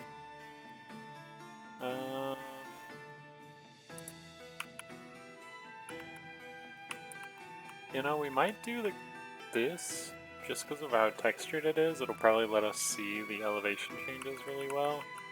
And we can always paint on the grass later. Maybe we do that. Oh, I don't want to paint like that. Although, that is nice. So we can set a opacity much lower. Yeah, and get more of a feathering texture. But that'll be fine. We're just working on the height first. And we needed something to be able to see the changes. Alright, so first pass is just roughing it all up. And that will be... ruined it all. Where...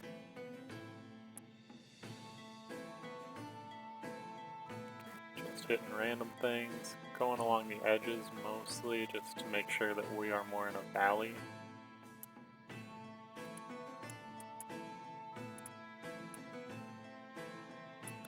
And then we want to decrease the brush size a lot more, increase the opacity a little bit,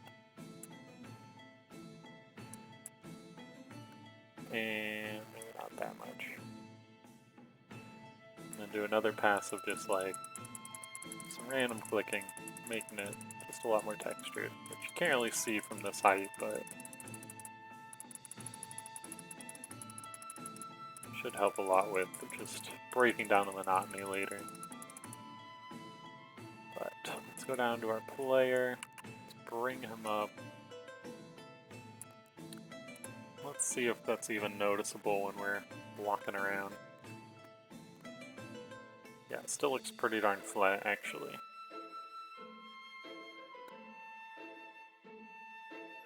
And I do like this for the desert, actually.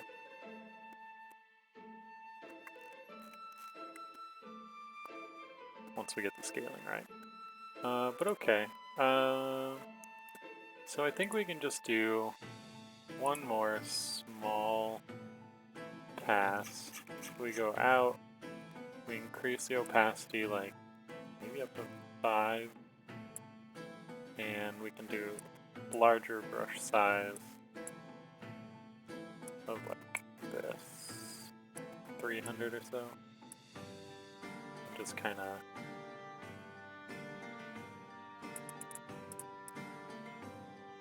yeah, I see some hills forming.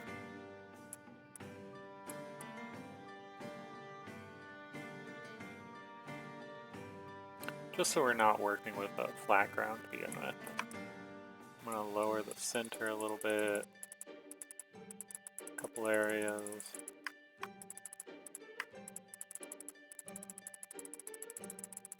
This is going to be way less flat, I think.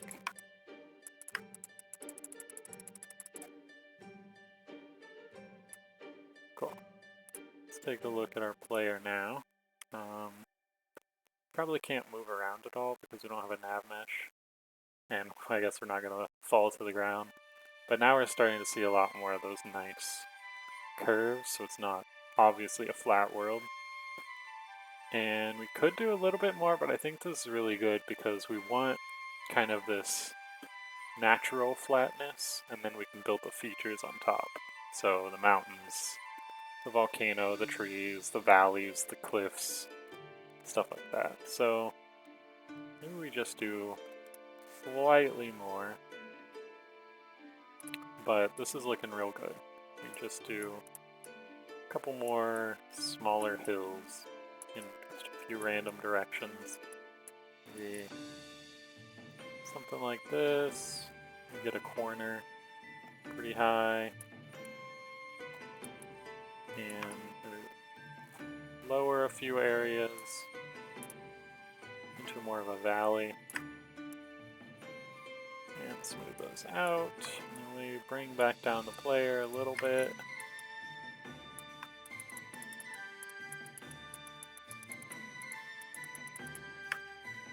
Something like this. This should look a lot more.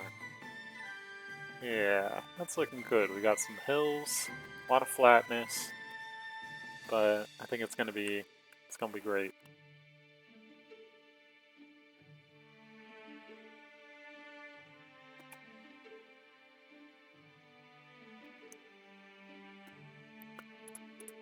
Alright, let's get started, I suppose.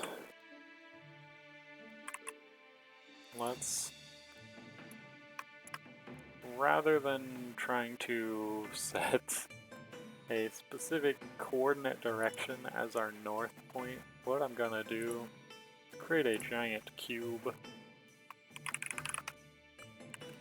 And I'm gonna stick it over here. You probably actually want to think about what side it's on, because vector math later. But let's see here. So vector 3 dot forward is what we would assume north to be. And that's going to be, I think, x1, z1. Okay. So if we take the z-axis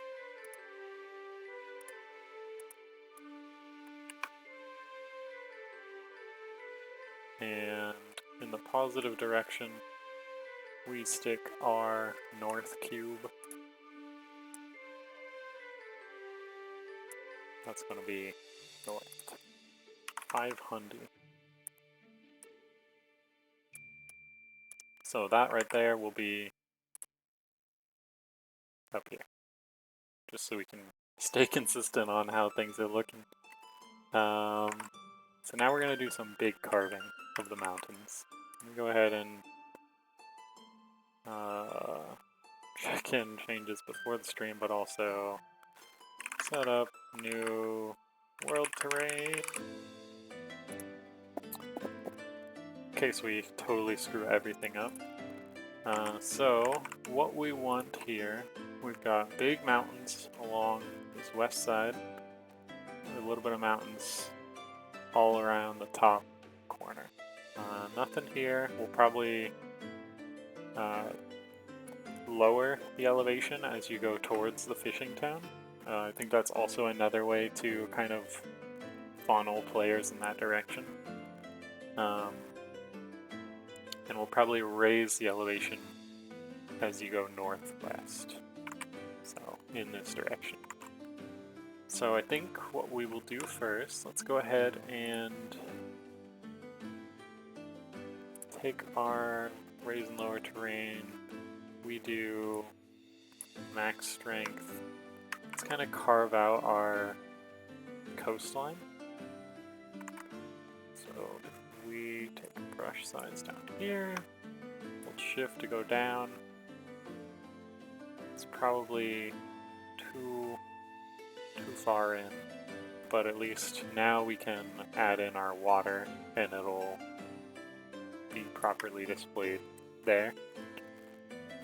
But actually I do want to take that brush size down a lot more. Opacity up way more. Just so we can carve this out properly, get kind of some indentations, some interesting features. And I guess we can use the set terrain. Left click to set the height, shift and left click to sample the target height. Left click. How do I paint it though? Oh, left click is setting the height.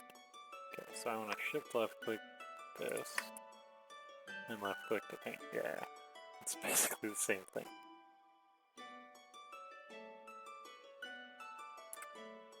Alrighty, this was probably not worth doing, because we're going to recarve all this another time, but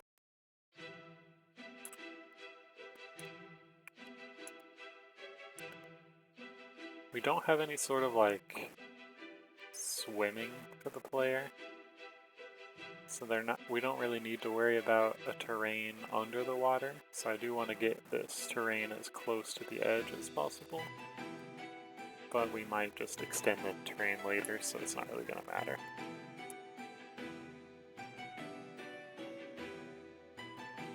We'll go ahead and kind of just carve it out so we've got a way to draw in the water and make it obvious where the water starts. Still need to smooth out all the coasts though. And yeah, we got some pretty big cliffs, which is kind of cool. For certain areas. We'll obviously lower it down for the actual coast and like beach and stuff, but it's kind of cool to look down on the water. Let's get some more carving. We'll come back for detailing later. We just want to get the shape before we start drawing in mountains. Alright, that seems fine, right? Because we're going to have more of a mountain range coming in here. Just do a little bit of coloring in.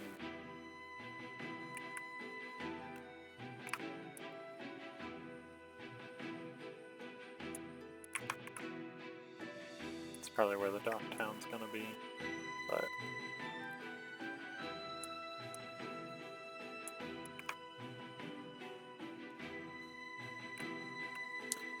alrighty, we have beach.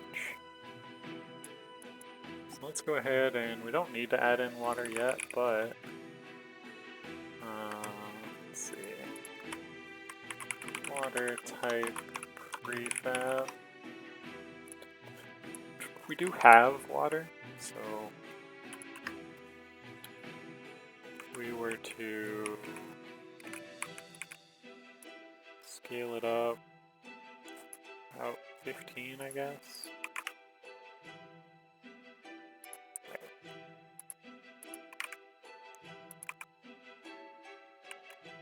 That ain't right. But we now... there we go.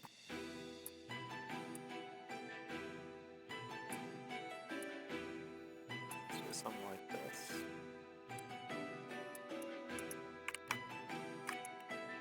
And then we just bring it up a tad. That gives us nice, like, baseline of where the water line is, so we can carve against it.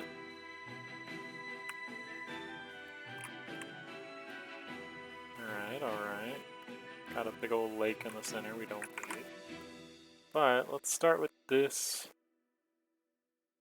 mountain range here. So if we now raise our lower terrain, we probably want like a mountain-shaped brush, kind of like this. That's insanely strong, but you know, might just work. So we want kind of starting like here-ish and going to about here-ish to be a mountain range with maybe a volcano on the backside of it. So get some mountains kind of coming in that way. We'll do a little bit of a grove-ish area because we're going to have our Dragon Grove in here. So maybe we want that a little bit hidden, but not too hidden.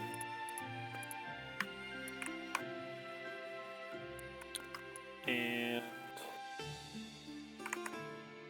this will mostly be desert around the section, so let's leave that kind of plain. We'll flatten it out in a second. Maybe lower that a little bit. We'll smooth all this too, but now we want a little bit more variance in the mountain heights, and I think one big mountain here and one big mountain here will frame a volcano really well on the back. So let's do this to get our kind of volcano shape. Maybe taller in the back, the Burger King rule, just to make it look prettier. Fun fact, all those burgers you see in ads are actually laid back instead of actually laid on top, straight. Let's kind of flatten this a little bit, get it more even, but it's looking pretty cool. We can have kind of a same, like, instead of water, we could do lava inside.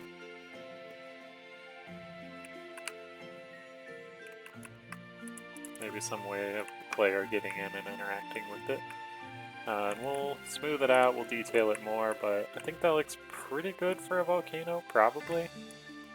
It's so hard to tell from like what the player's perspective is going to be, so let's kind of just look. So I think we want to lower it a little bit on this side so we can have another mountain cropping up in front.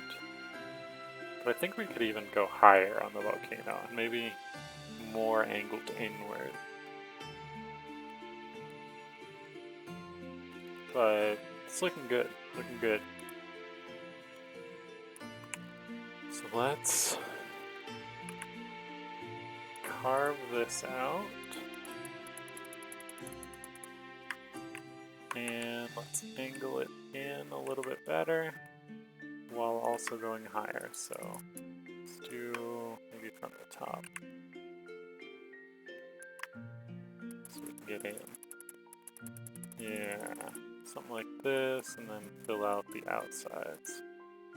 That's probably going to be too tall, but let's look. Yeah, that's too tall. But I think if we carve out this top bit and kind of flatten it off, it might look cool.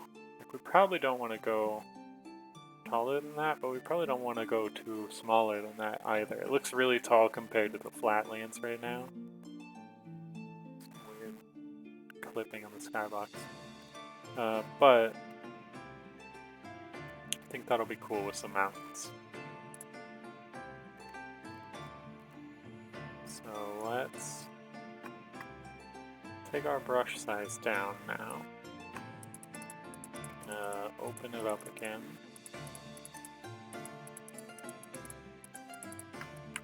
And we want the top to be really jagged to symbolize like this volcano blew open. But we do want to kind of make these edges all about the same height, except for in the front, so you can see.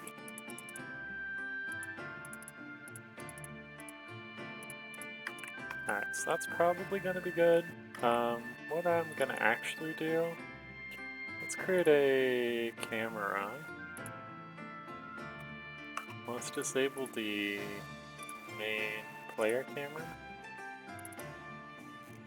And let's bring this camera up so we can kind of frame what the player views so we can see it while we work.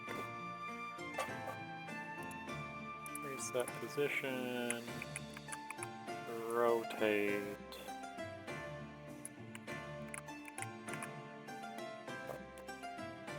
And let's do a big ol' wide field of view. That looks so good with the water in front of it. Cool. Let's, I do actually want to bring it back though. Then when we lit up.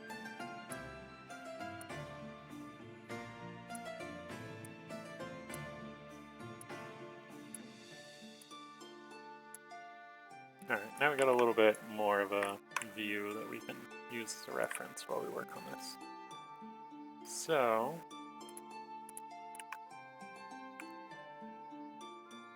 what we wanted was a grove in this area, surrounded by a larger mountain here, and also another large mountain there, right? So, or maybe a slightly smaller mountain on this side.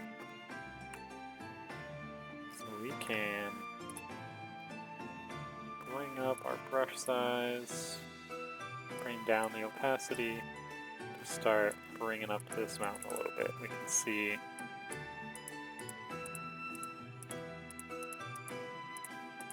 how that's looking. We don't want to overshadow the volcano. We want that to absolutely be the tallest thing. It's like a sense of awe. But we do want to bring some mountain range in front so the player can visually compare. And then here, do a little bit of a taller bit here. But most of it's going to be on the back side.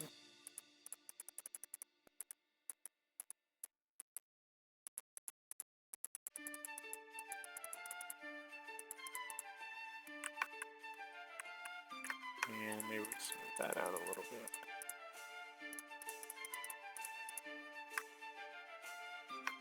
I think it might actually be too tall in a lot of places. Maybe not. He's looking fine. Bring this guy up. A little bit of, yeah, bring it out like that is looking good. Well, not that far. Oh, I just realized my face covers the camera that I'm using to look at it, so let me move that over yonder.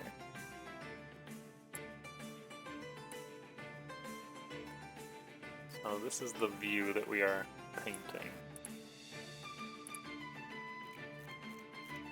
Oh, it's very zoomed in. That's why it felt so weird to have the FOV so big. Okay.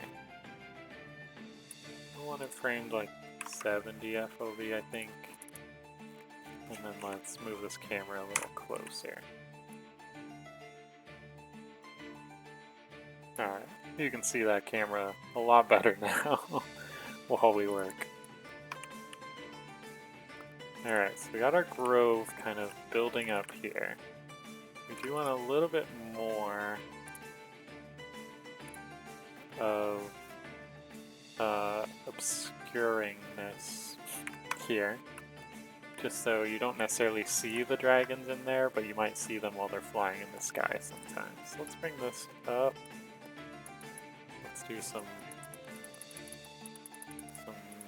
smaller mountain range stuff here.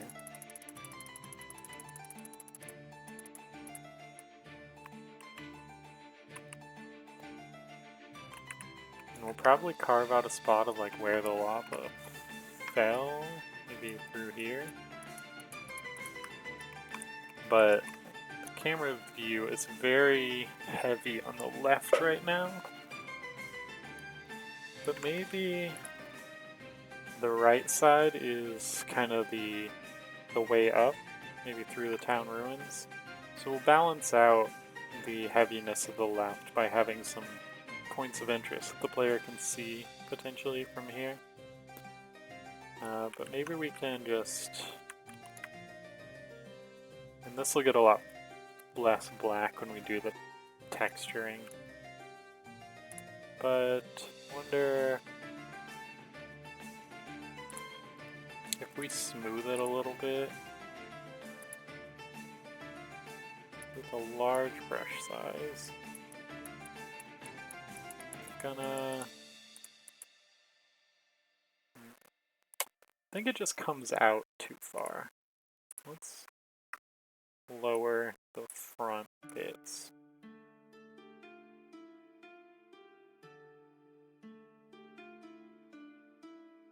They're very heavy cliffs now, but that's fine.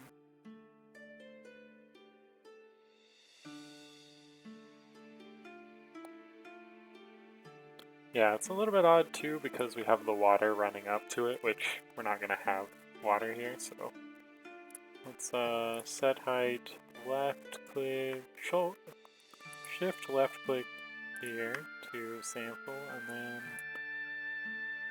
brush size, just kind of fill this in so we don't necessarily have the water, just kind of throwing off the view. So that's looking fine. Let's bring up a little bit of mountains here. It's very small ones, just so it's less stark.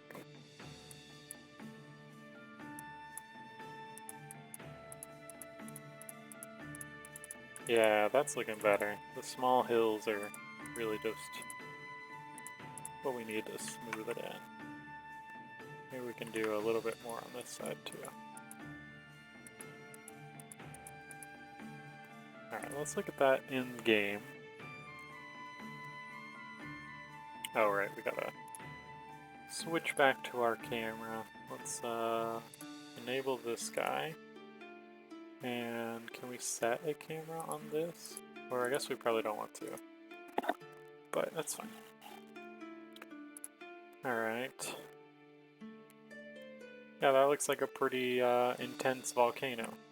We'll add the nav mesh agent next, I think, just so we can get a better sense of scale of like how long it takes to run there.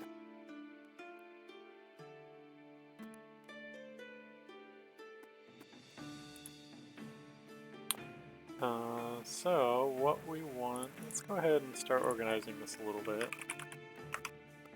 Let's put our water in, our ground in. Let's add a nav mesh. Surface. We will bake that real fast on this wonderful 4090 that completed instantly. And we should be able to run around now.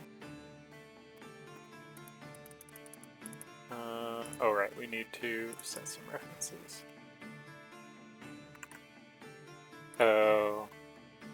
Yeah, I guess our HUD isn't in this scene, so we're going to run into some issues. But let's see what we can work around. Nav mesh agent is correct. Cursor manager. Let's go ahead and just disable that. I wonder if that'll... So we're getting null references on probably trying to interact with things.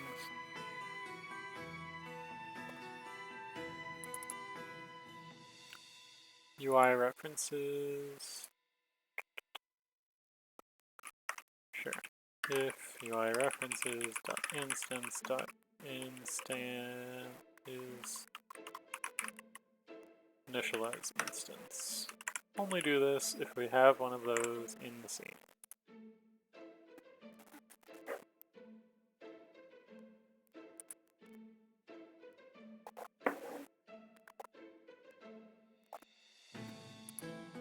Alright, we can move.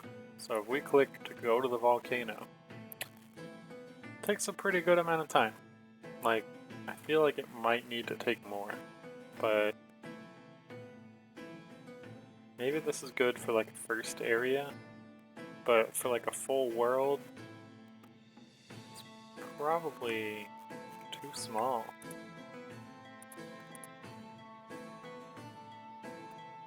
Maybe not though. Maybe if there's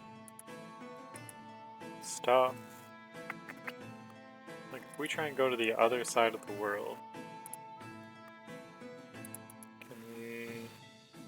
Is there like a stopwatch somewhere? Probably not.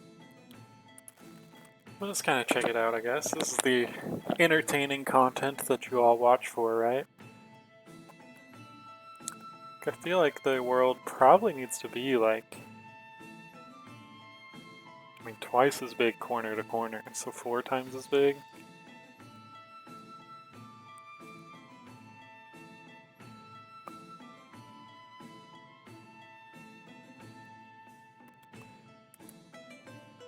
Yeah, I feel like getting from one side of the world to the other in like a minute is probably not the greatest. I guess I can watch the Discord time. Can't actually tell where the corner is. Kind of rounded stuff off. But this traversing reminds me so much of Kenshi right now, which makes me want to go absolutely ginormous. I won't, though, because I'm not that much of a sadist. But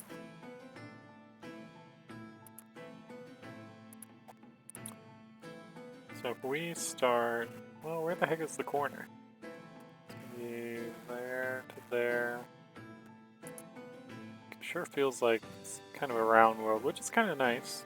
It feels like the corner should be over there, right?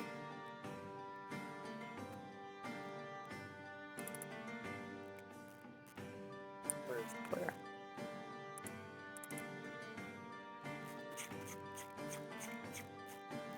Oh yeah, we weren't even close to the corner. Huh.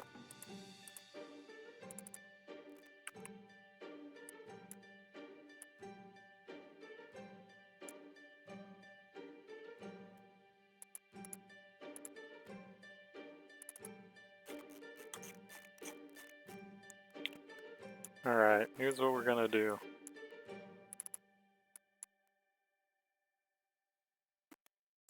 You know, if we can't render the other side of the map, maybe it is the right size. But we start now. We're at 2 hours, 20 minutes, 30 seconds streamed. We're just gonna see how long it takes to get from one edge to the volcano. It's been 15 seconds. It's probably gonna be about a minute, which I think is too small.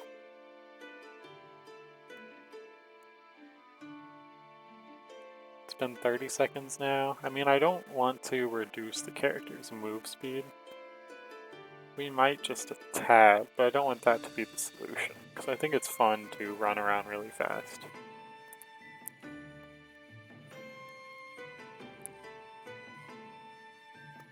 But from one edge of the game world in,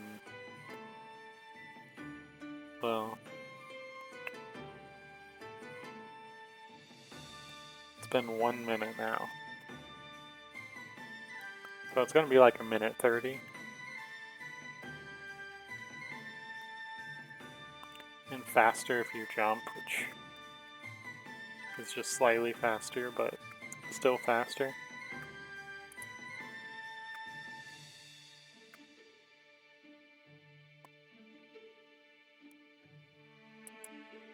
It has now been a minute and 30 seconds. Is that too short to run from one side of the world to the other? Probably. So what I'm gonna do is we're going to just go ham, and it's going to be a ridiculous world, and that's going to be fine. So we will expand it that way, and that way. We'll carve back that, but now we have 4 quadrants, which might be good for some optimizations later.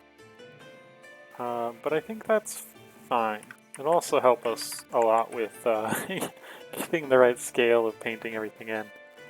But yeah, that'll be fine. Let's throw this in. Let's make sure they're all ground layer. Let's say southwest terrain. This guy is northwest terrain. Northeast terrain. I hope there's no like stitching problems between the terrains. Southeast terrain. We can check that pretty quickly, but I feel like surely Unity will handle that for you. But we at least got our volcano section going. Let's see. We can't specify the camera in here. Alright, we'll disable the player camera so we get our view back. And we've got most of this carved out. Let's carve out our dragon grove a little bit. We're gonna hide it in here.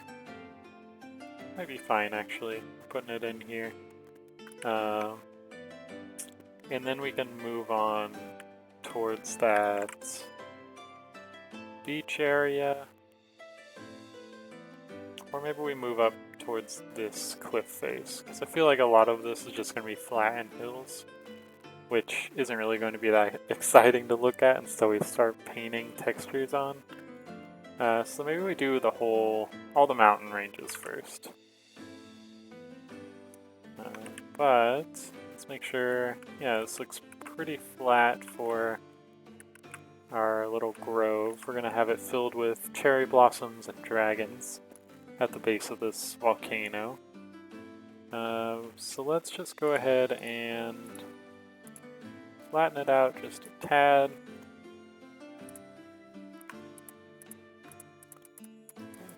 Let's flatten this and then we'll smooth it to get rid of the hard bits. Just want to rough it up a little bit first. So there's our route in. And let's go ahead and smooth. Well, let's set our height first. So just barely above the water line. Fill this in. We'll probably want it like up, slight gradient, just for level design purposes of like you're going up a hill to see this cool thing. So we'll bring it up just a tad. Oh, this is setting height still. Raise.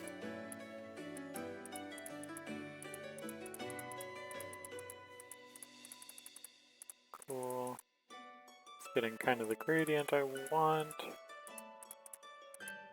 And then we will go in and smooth it.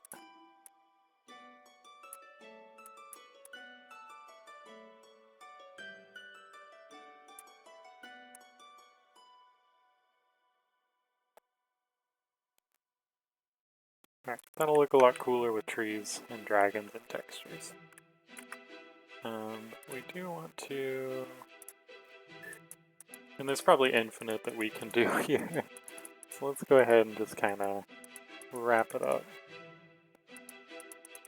For now, at least.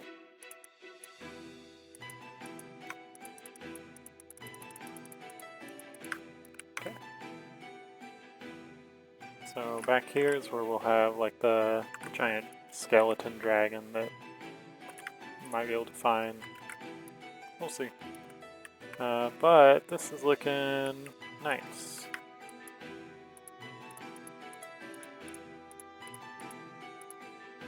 We'll have our desert out here.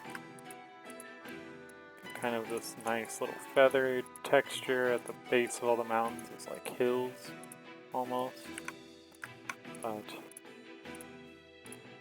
it's gonna be nice. We'll have some geysers and stuff. Alright, so the center line here is where we have our boiling lake. So let's drag that in. Let's bring these guys back up to water level. Actually, that was a terrible way to do it. Set height. Sample, unset. Oh my gosh, that's nice. I can paint across two terrains at once. I was worried I was going to have to switch which terrain I was painting on. Yeah, we probably shouldn't be setting height here either because it's just gonna flatten out all the hills and stuff that we added in originally, but I guess when we generated these other terrains, they already were flat, so it's fine. Alright, lower terrain. Let's bring a coastline in. Let's build out a boiling lake that is kind of wrapping around.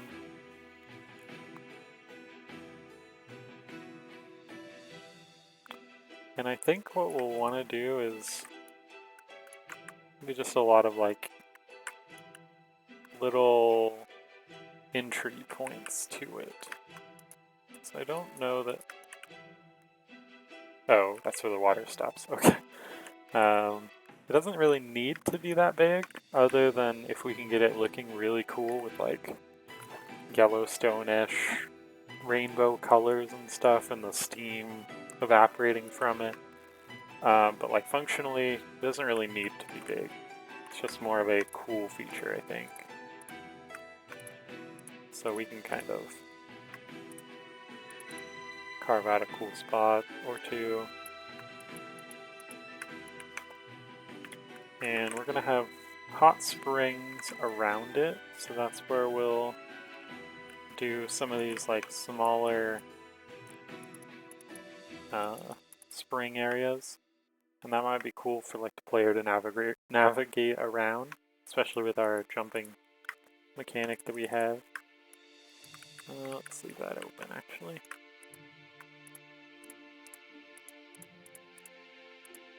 And so that might be nice. That'll be some hot springs, so they're separate from the boiling lake when you're interacting with objects. We'll have some geysers over, oh, on the bottom, okay, along this side. So let's just do some indentations over here where they'll be.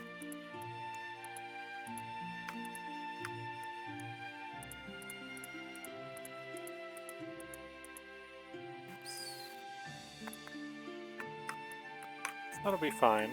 We've got our big old lake here, and it's at the halfway point, so that'll go into a nice beach over here. So we probably want a little bit of sightline blocking between this beach and the, like, hellish boiling lake. Let's see. We could do that with more like mountain rangey stuff, but I think just some small hills. If we were to use maybe this guy. And kind of smooth out the mountain range into these hills.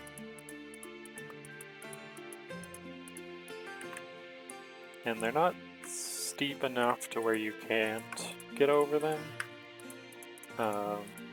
But they are steep enough to where you're not going to see over them.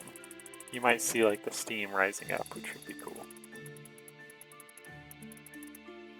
So just a little bit like this. We get a couple ridges.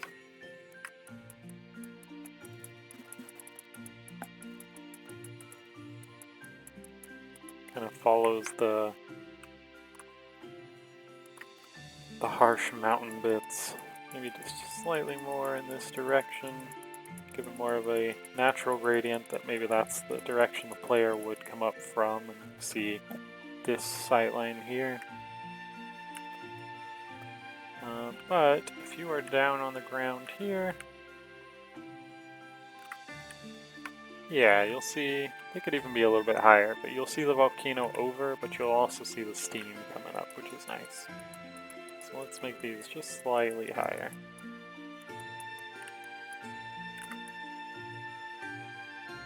And we can come back with slightly smaller brush size and our volcano brush that we've been using to get more of that harsh texturing that blends it a little bit more into the volcano. Maybe not that much.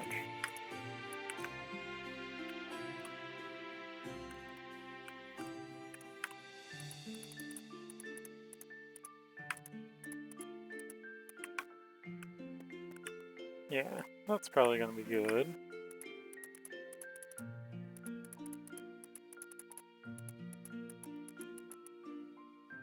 Do a bigger thing here.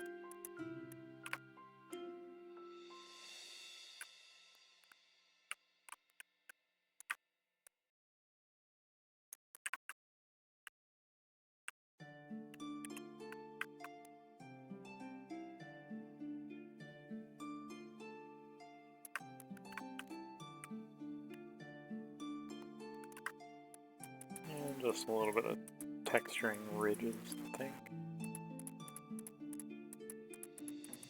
Alright, that should be good. We can have that kind of dissipate into this area where we'll have this beach area, but we can have some kind of visually cool rocks in the water. Now let's go ahead and extend our water to cover this whole side of the map. I mean, we could have multiple waters, but I think this is going to be fine. So on this side of the map, we want our beach and like a coastline that we're going to build our town onto later. I guess we kind of built this without even realizing it, which is kind of nice, just to break up that sight line. This needs a little bit more texturing here. Let's do that, just a tiny bit.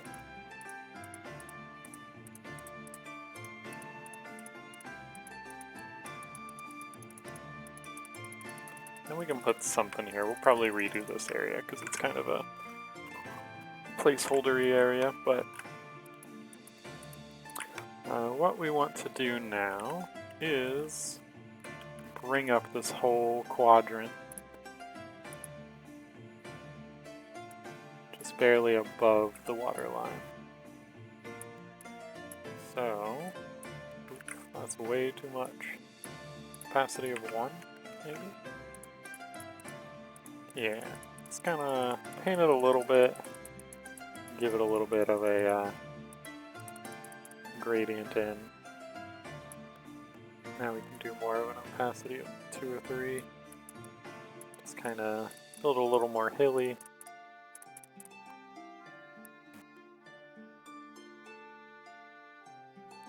We don't want it to be too tall. We want this to be more of a valley directly to the town.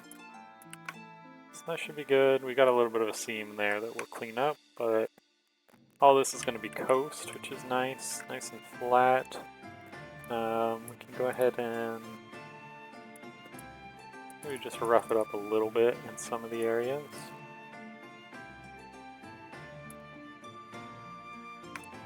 Not too much, because we do want it to be kind of beachy.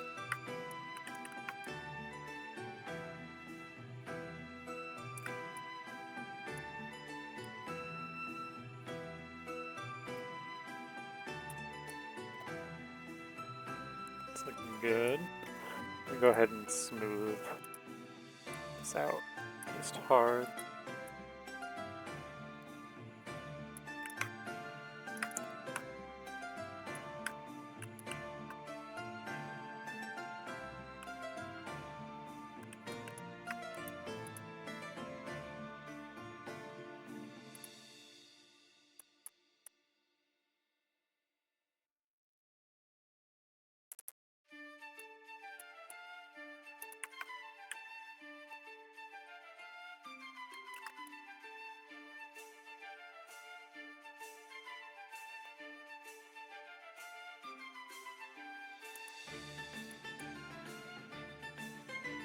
I don't actually remember how we got that seam in the first place.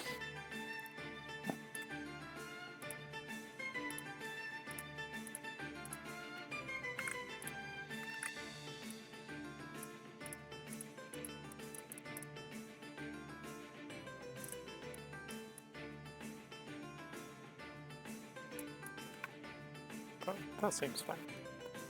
Alright, alright.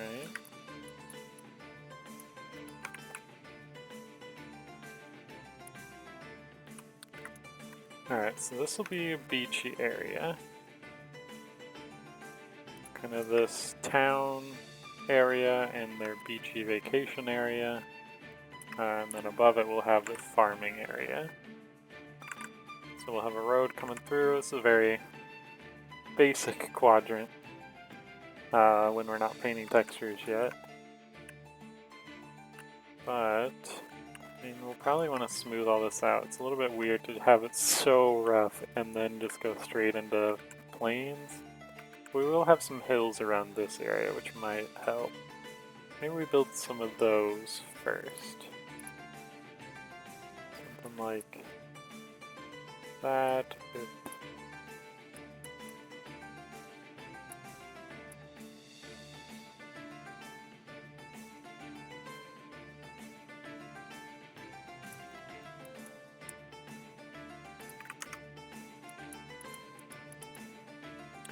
This one kind of rolling hills, and they go all the way up to quadrant edge. We want them horizontal like this, because we want the player to crest over them to see all the more detailed hot springs and stuff.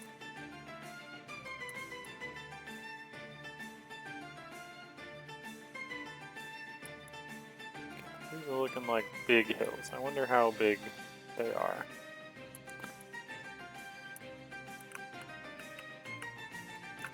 So let's go ahead and take our nav mesh, let's rebake it. Let's jump in as the player, and let's go crest those hills, see if they need to be bigger or if they're too big.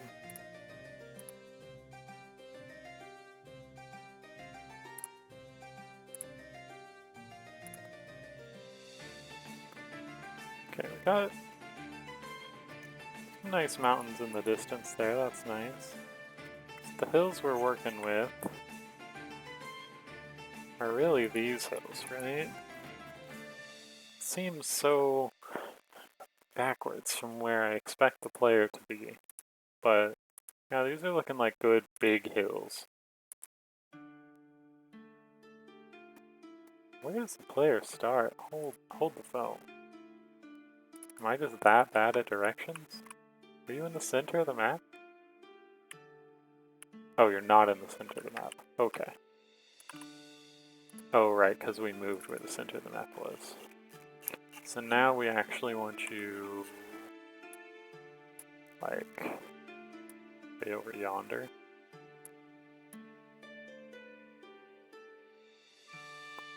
Alright, map is way bigger now, which feels so much nicer. Now let's see what this scale looks like. Okay, hills are a little bit too big here, probably, because you can't even see the mountain. But maybe not, depending on where the town is. But these are looking like some good hills. Crest over them. You see this mountain loading into view. We'll probably increase the draw distance just to make sure stuff like that is always in view, but we'll decrease the LOD or something. Yeah, these are some big hills. So this feels like a hilly area. And you get the hot springs, and maybe we decrease the hills closer to that town so we can see more of the town. But yeah, it definitely feels like a hilly area. I think we can move the hills that way.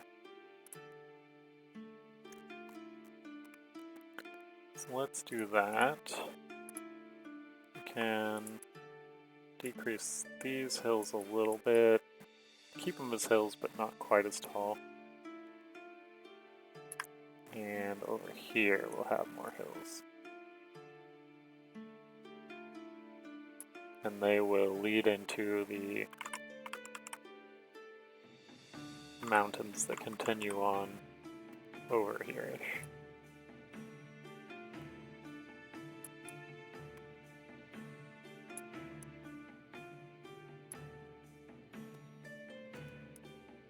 Alright, this is looking good. Do some pimple hills around the edges so you know that This is the hilly area before you get to the big rolling ones.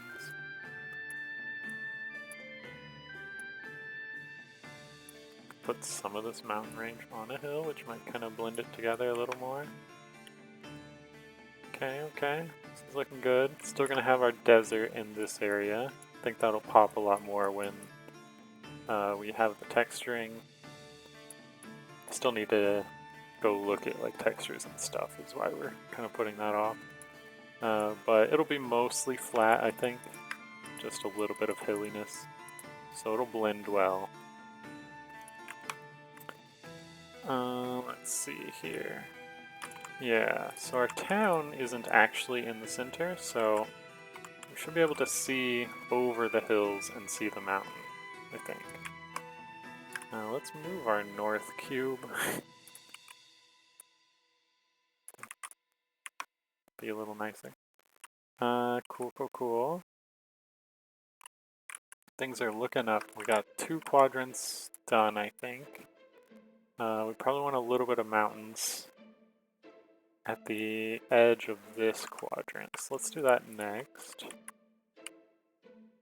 Luckily we can see... Oh wait, the border is way up here. Alright, so actually let's just expand this water to the whole area. And we'll bring up the water level everywhere.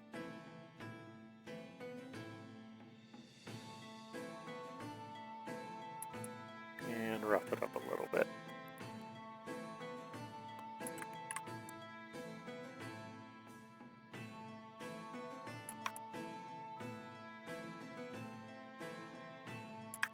Both raising and lowering, so we get a little bit more of a detailed texture instead of just always raising. I think that's nice. It usually turns out a little bit better, I think. Makes it more complex instead of the obvious brush strokes of somebody raised the terrain here.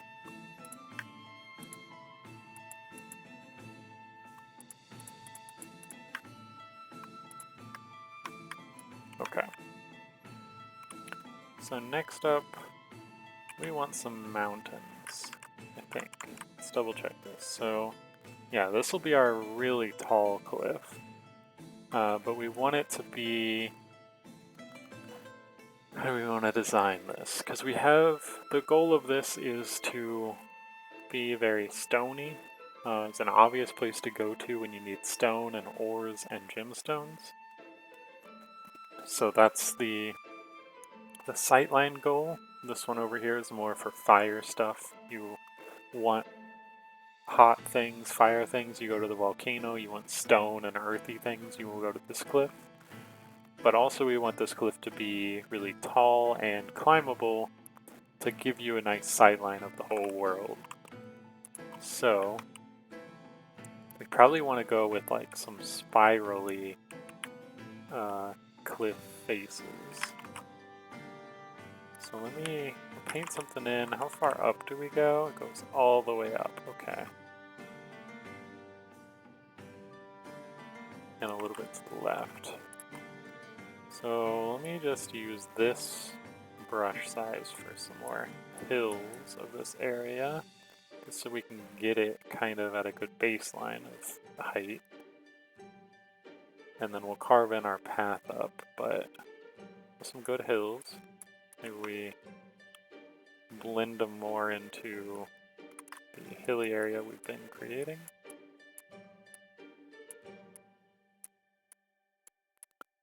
And then we switch back to what we've been using for mountains.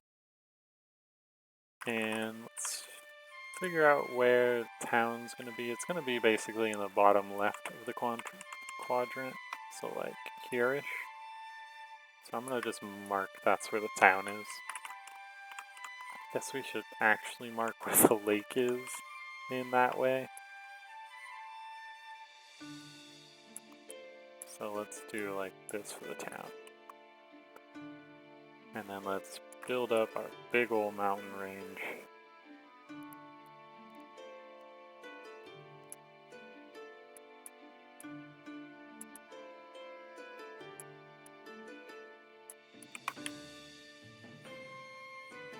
And we could even extend the terrain a little bit more, but I'd like to not.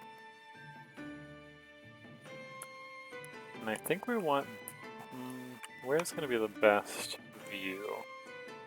So if they're in this corner, they're going to not be able to see the town. They're looking that way. If they are here, we go slowly. If they're at this peak, they can see the town, they see the volcano, they see the forest over here, they see the mountain that they climbed. I think that's the coolest way we can do it, and then we can make the route up, like, through this birch forest and around and up the cliff. And then at the very top is where you see the Gemstone Valley in the back. I think that'd be really rewarding. So this should be the tallest point. So let's make a little bit of a baseline here. That is basically the height we're at, and then let's just go ridiculous. Maybe not that ridiculous, because we want to texture it a little more. But now, here, you made it to the summit. Gotta lower that down a little bit.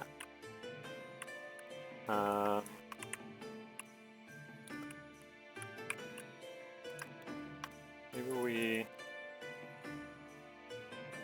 clear out this back area a little bit. So we can raise it up and give that as like the gym area.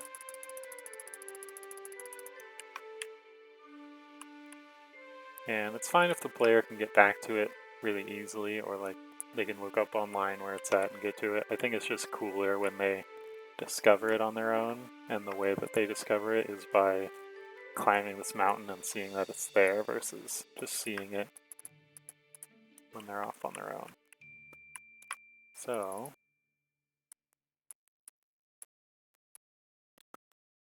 let's kind of bring this ridge a little thicker,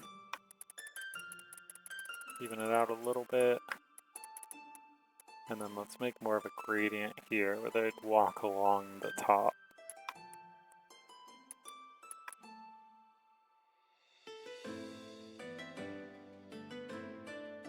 Or we could just put all the gemstones along the top. So when you want gems, you go to the top of this mountain. That'd give us a lot more room over here. And you could still only find them when you're at the top if we kind of hide them back here. So let's leave that for now, but I like this little valley, little dip. Make it a dangerous pass to get through as you're going from one mountain to another.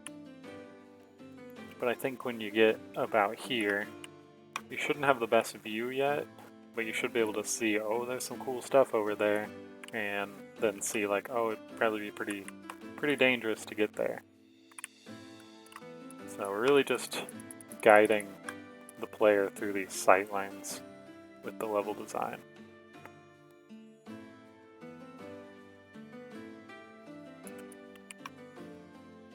We want these really rough block areas right now just to mark out all the spots the player can go, and then we can draw like the ledges, and we'll add a lot of rocks and cliffs and stuff through our interactable object system. Alright, so this kind of peters out into the forest.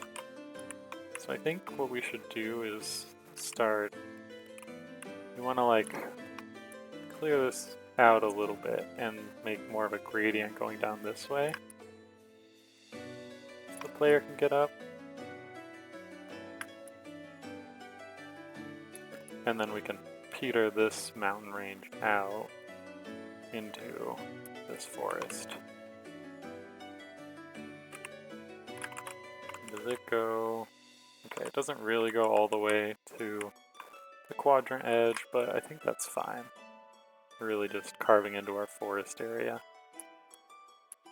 And we can have the forest kind of go into the mountains too.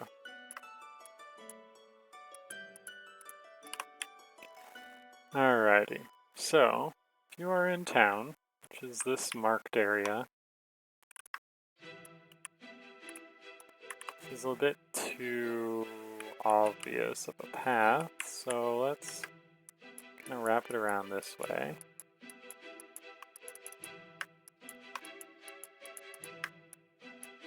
All this needs kind of cleaned up. But now we're going to get into a much smaller brush size. We're going to kind of go up through here.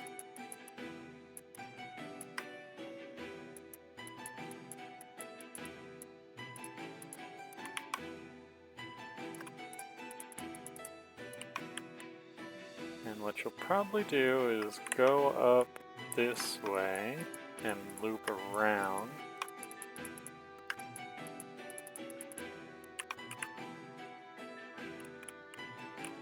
Around like the back area here. But I think we're not going to carve out the path directly until we're painting on the path.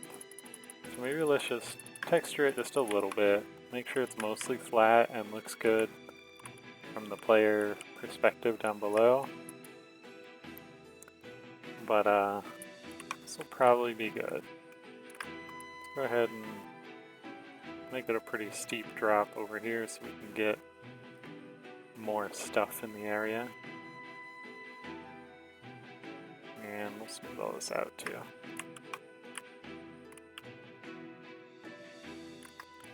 But this will actually be a nice little spot here for like a little divot that we can put more water in, and then we can do a waterfall there.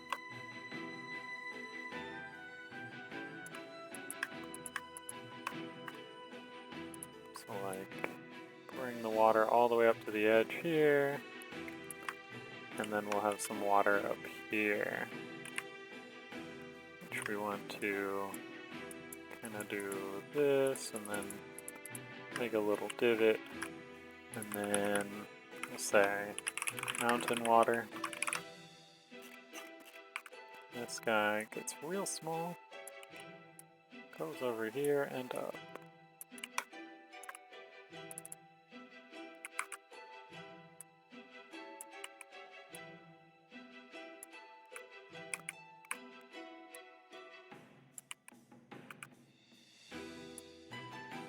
And we'll figure out how to do the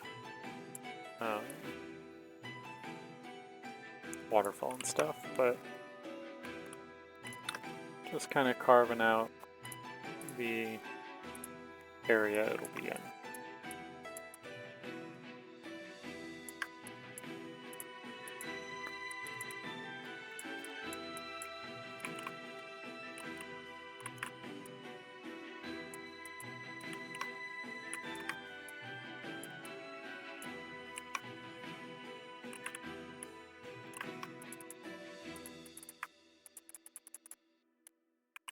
Do a nice little cinematic rock in the middle of the waterfall. Easy peasy.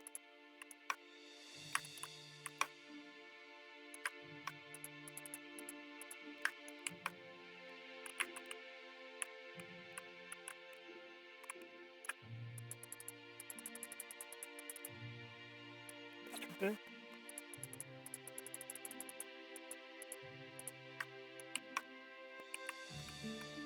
Okay, it's looking up. Got our ore mountain basically. Let's kind of texture the outside edges a little bit more so we can blend it in a little bit better.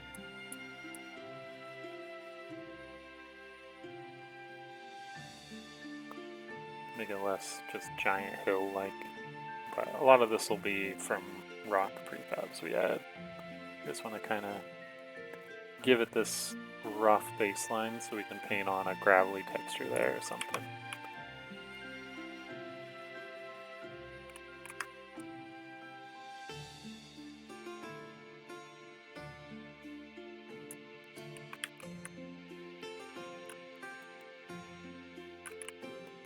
Alrighty, so we can kind of do away with these little lakes. Got our nice big lake. This will be town. We're gonna leave that unmarked for now, I think. Make it a little hilly, but not much. We want to finish up our last quadrant, I think. So that is going to be mostly forests with some mountains along the edge. So we can continue this mountain range. Maybe yeah, just bring this mountain range all the way across, so we don't need to peter it out as much, but it can valley a little bit there. And then we'll kind of bring this mountain range back into play around here, and bring it all the way around.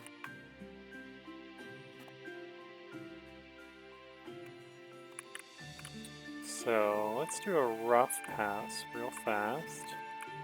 Let's make sure everything's looking good. So it's going to be mostly flat in most of the area, but I think we'll make it a little hilly like here.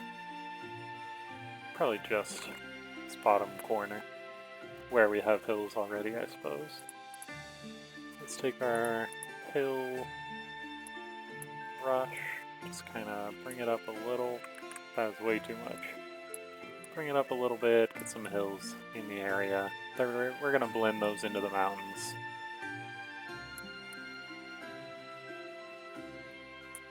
But we don't want too much, we just want like a nice varied terrain.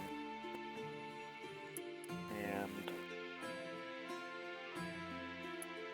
turn this mountain range more into hills a little bit.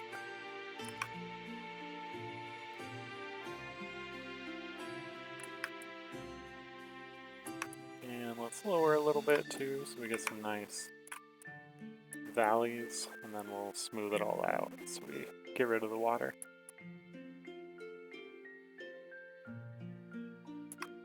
Okay.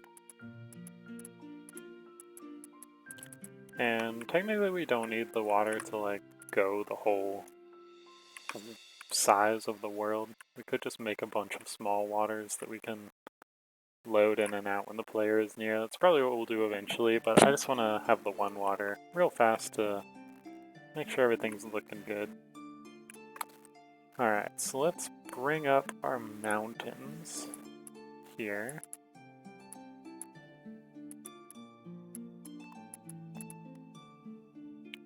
Kind of bring them up a little bit in, I think. Might layer it a little bit nicer. Like this. I think those are actually large enough that the player probably can't get up with them. Yeah, so they're probably fine. They don't need to be giant mountains. We have giant mountains on opposite sides, so let's go ahead and kind of just do the same here. We'll carve out our grove for the big tree in a minute, but yeah, this is looking good. Really, we just need a framing for the town up here. We can turn our brush size down a little bit, start roughing up these edges. Maybe do some on the back too, with some texturing when you're a little bit higher up.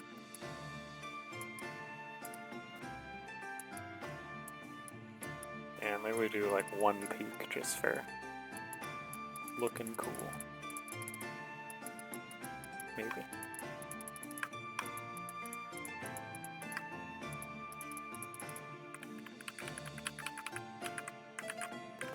I don't like that. Brush size too strong. Alright, so we are in town. Which I hope we left enough room for the town. But yeah, this looks pretty good. We got our giant volcano, which honestly could be a lot thicker. Do a little bit of that from here. We want this to look the most like imposing of all the mountains in the area.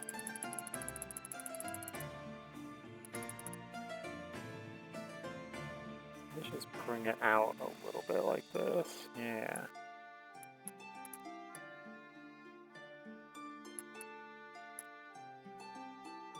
Okay.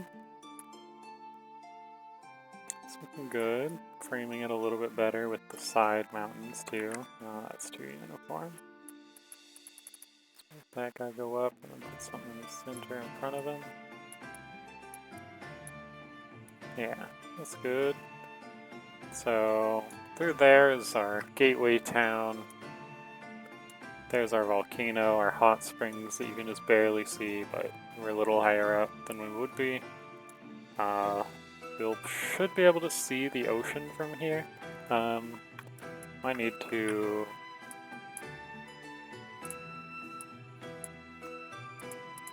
lower the route there a little bit.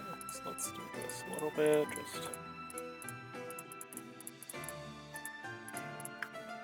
and we'll clean that up, but we'll be able to see the ocean and probably a little bit of the town from here. You see this giant war mountain with the lake here, and a waterfall. So probably want to kind of smooth this out a little bit and give this more usable space over here for more harvesting and stuff. But things are looking good. Let's get rid of all this water that we just created.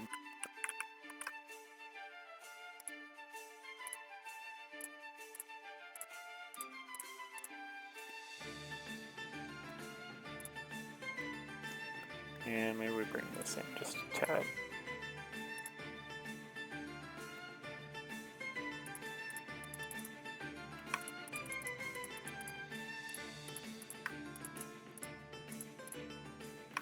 Just some nice texturing.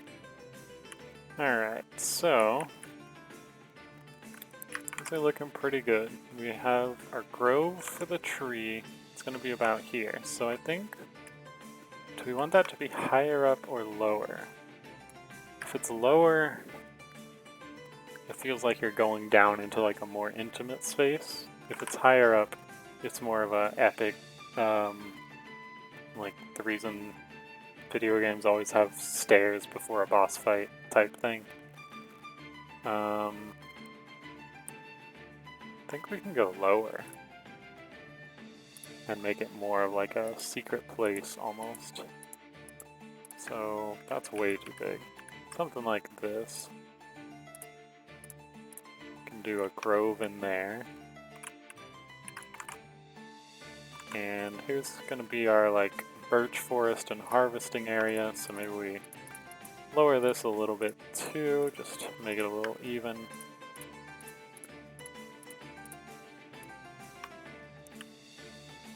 And through there will be the path up to the mountain, which will have its own harvesting stuff.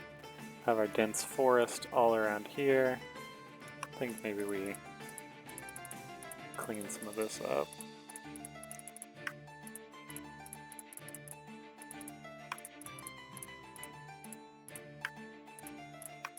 I'm building so many little ridges on accident. It's fine. It's kind of mountainous, but flat. Kind of gives the vibe, which is nice. Gonna lower some of these valleys a little bit. And that might do it. One big hill there. Fills it in with the rest of it. Okay. I think what's left is to hop into the world and just run around for a few minutes and see if the scales and sightlines are looking good. Let's reposition them onto the nav mesh. But then we can start adding our prefabs. We can do some textures. Oh, right.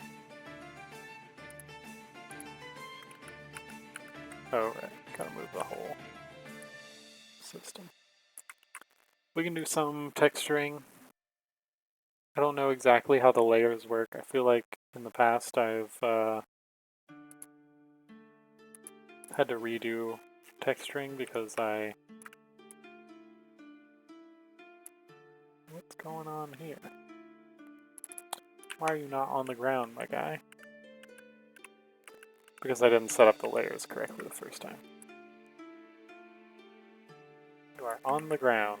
You know what, let's put you in town though. So town's gonna be here-ish.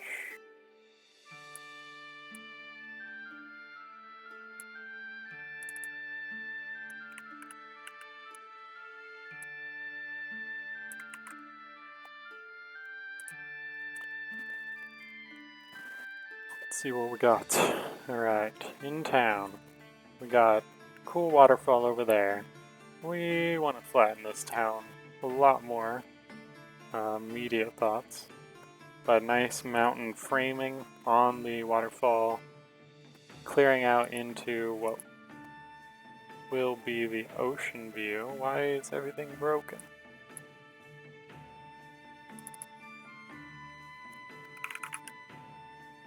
Let's do this.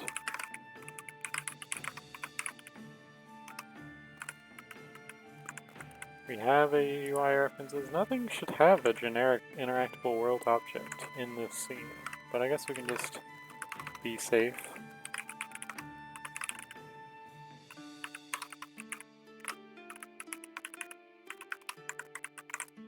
Alright, let's restart that. Wonder what object is calling that though. That's on mouse enter and exit. Interesting.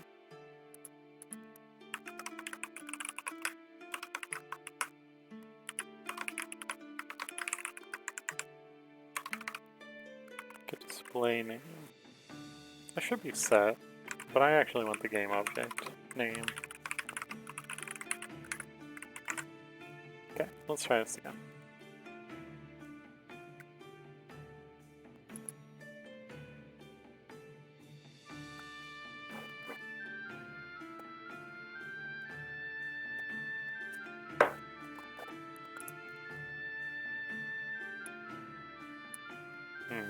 We need to rebake the nav mesh, probably.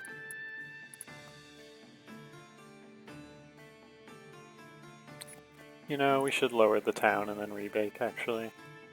Let's do that real fast. So this town, we want... Let's set the height to just above water level.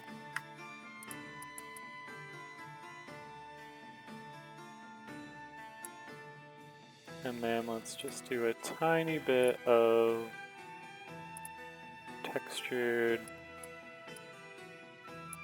detail.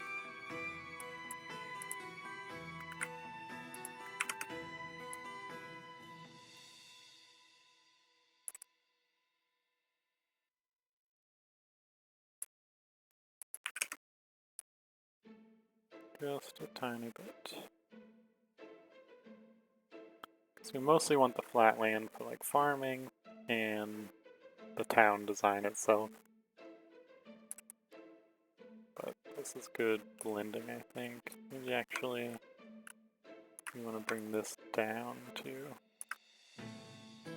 Bring that up to 4.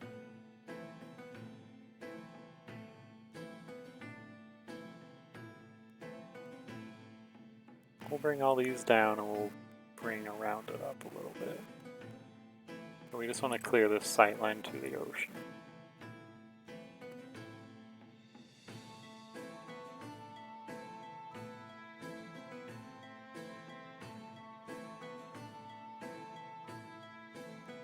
And I'm doing a really low opacity here because I just want really small curves and I don't want it to feel hilly, I just want it to be textured.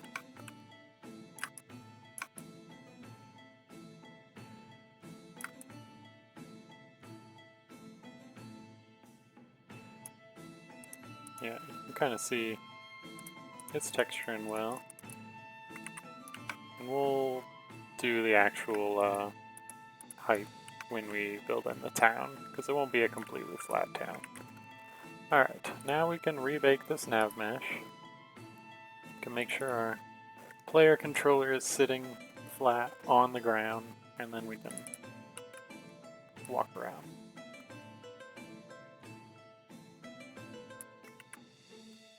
Alright, let's give this another try. Alright, so we got our oppressive gem mountain, stone mountain. We do not have our volcano until we head over in that direction. But I want to check out just like this area, make sure it feels like enough space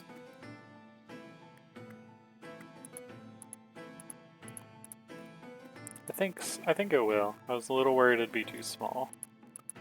But there should be plenty of room here without it also feeling too big. And we can head on over to the water. Oh, the water is probably what we were triggering the on-mouse enter and on-mouse exit events on. It is interactable. So we can come over yonder. Probably some cool stuff. I like the shadows. We can head on over into like a cave over here or something. he did a roll because he was falling for a second. Cool. So I know this is the content you subscribe for. We're just going to be running around this town for a couple minutes, seeing if anything stands out to change, but this is looking good.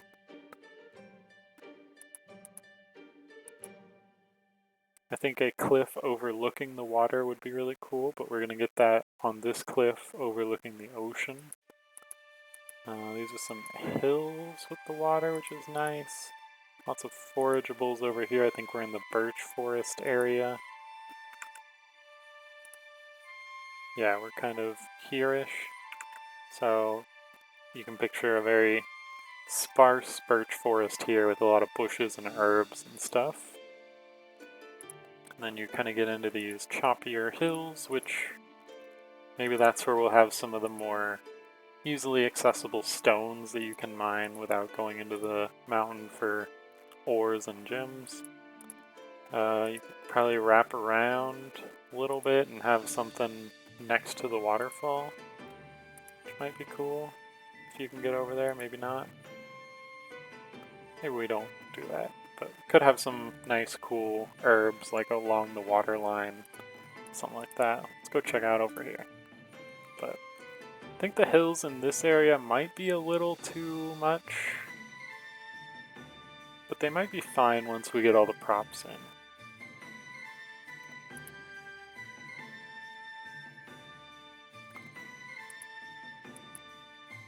I'm looking forward to doing all the optimizations and stuff to get this world running smoothly once we have everything in. Alright, definitely want to increase that render distance a bit, or do some mod scaling or something. So as we come around this corner, we're kind of going around this direction, and that's where our entrance into the stone mines are going to be. So now we're going from the sparse birch forest into this thicker forest, which is also going to have our giant tree looking up at us from there, which might distract us from going around this corner. So that might be a little too close together, like going up this way to go around when you have all this stuff, but maybe not. Maybe you can clear the area. But here's more of a cool rocky path, I think. That you'll be climbing on up this mountain through. We'll do all that when we're in more that level of a detail stage. But let's go check out some other areas. I want to at least pass through this dense forest area, which is mostly just hills, because we don't have trees, obviously. And we'll pass down into the volcano area, through a hilly section here, into like desert hot springs.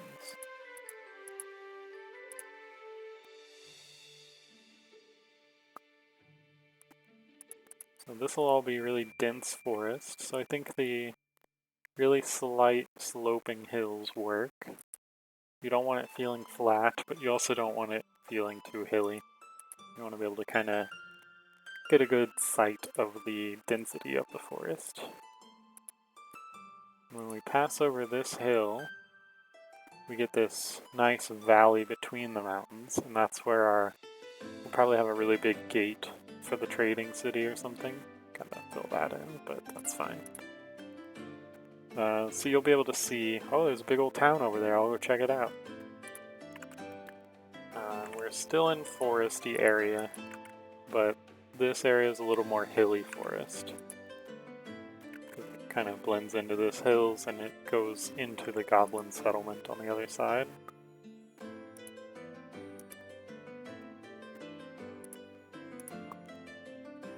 So, a little bit weirdness in the camera rendering there. Doesn't seem like it's distance based, which is strange. It's rendering or not rendering based on something else. But we're kind of going down this path now, so this is going to be more like corrupted forest. And then we'll pass through it pretty quickly over these hills into the desert. So, corrupted forest here, I think that works. It's very different terrain from the rest of the forests. A lot more severe, I'd say. Alright, nice big view of the volcano. Still, like, petering out of the corrupted forest now, and we are in the hilly lands. Probably want to fill in a few more hills just to get those sightlines right. But this is going to be now passing into desert. So the only place that the terrain, the texture actually makes sense. Now in the desert land. Come over here for hot stuff, fire stuff, sandy stuff. These hills, mountains are a little basic, a little plain, a little uninteresting. But now we're getting into more rocky lands. Maybe we can put more stone and ore and stuff on this side of the map over here. Maybe into the mountain a little bit, or different ores like obsidian or something. But yeah, it's a lot harder to get close to as opposed to the other mountain where you're intended to climb up it. But you can get kind of close.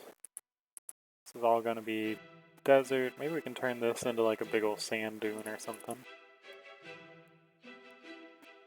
But we'll have volcano here. Maybe we can get some like lava flowing or something. We'll see what the shaders look like for that.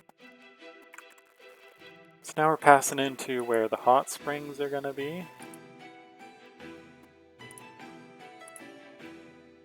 Starting to get a little bit of them. And pass over this rough hill. Cool. This is all going to be very colorful, rainbow, yellow, stony, like steam rising out of it. Maybe we do a few more like over here.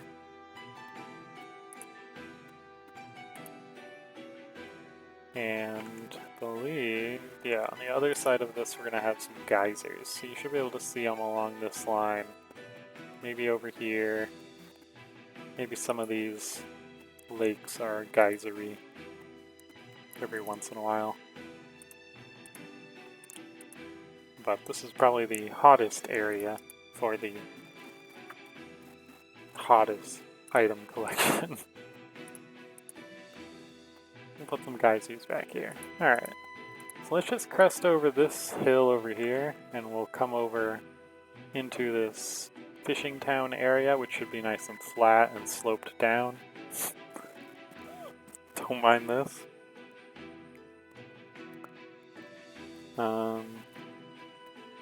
Everything's going great.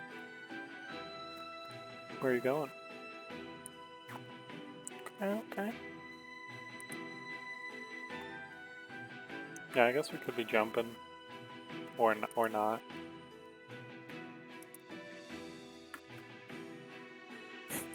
Interesting.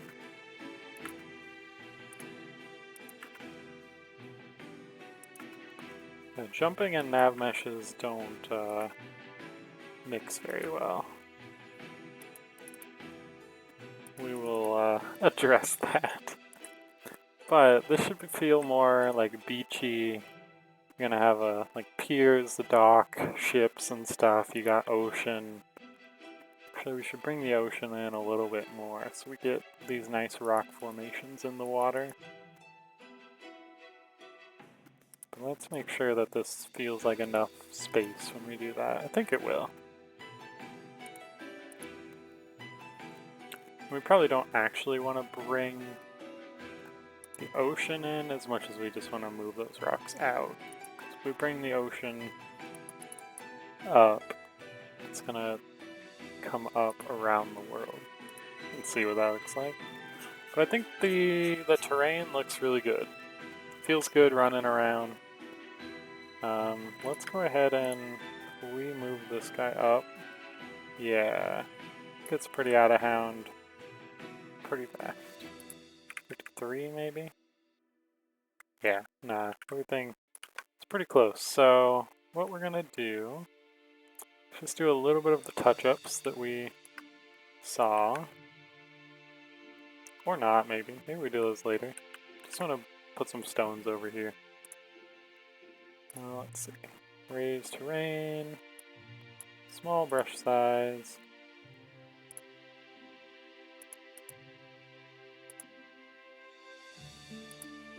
That is my button. Oh, brush is so small. Let's do some of these, I guess. Some little, you know.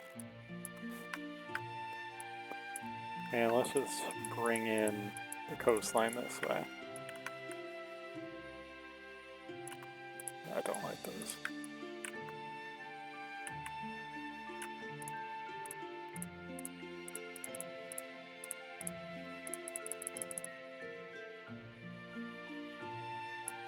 It's the bop of the song. Alright, this is looking good. Let's maybe...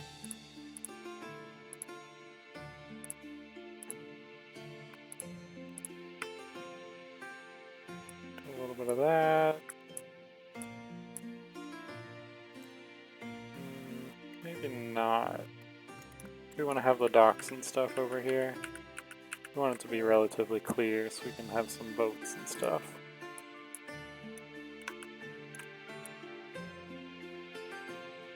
Let's kind of clear some of this out too. It's a little smaller.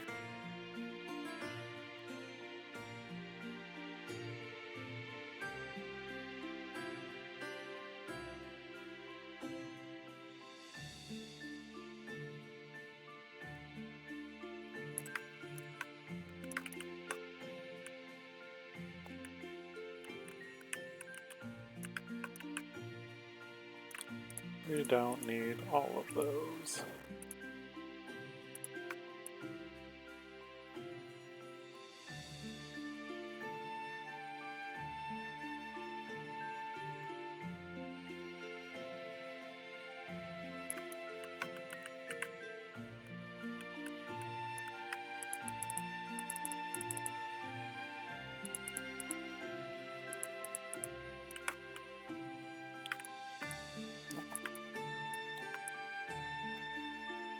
And let's just kind of smooth out the shoreline a little bit. Rough it up first, and then switch over to smooth, high brush size, and high opacity. So the sand that we'll paint kind of flows into the water a little nicer.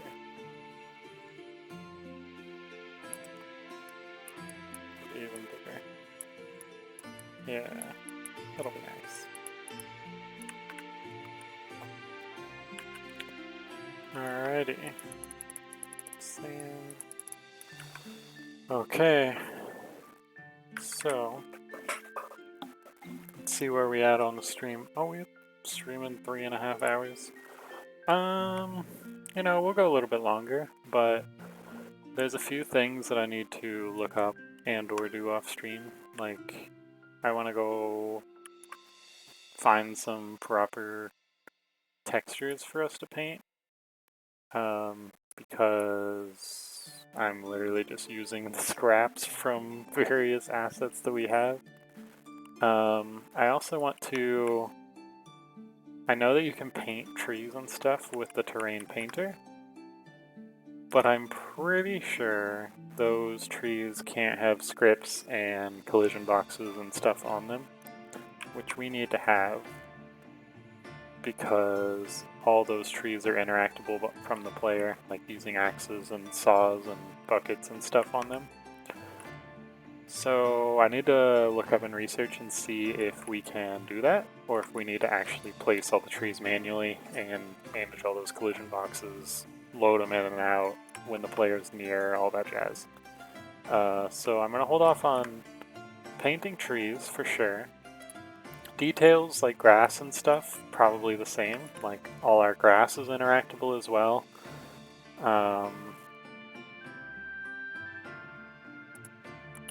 And painting the terrain, again, like we want to have, I want to go through and look up more layers, or not look up, just go find some like proper layers instead of using textures from like trees and stuff. But what we can do is we have some prefabs that we do need to place, and we know where we want to place them roughly. So, for example, let's see, let's stick to prefabs. We've got, this is not the way we want to do this. Let's go look at our trees. Where is our giant tree?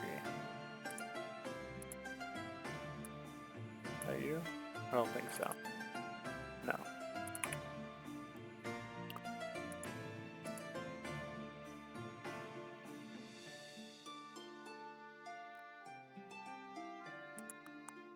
Interesting. Where did I hide it?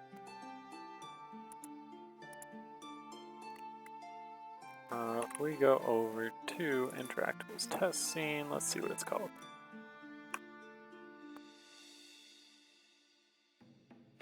Thought for a second all those textures were broken. Twisted tree. Ah, gotcha. Alright, so let's go back to our world.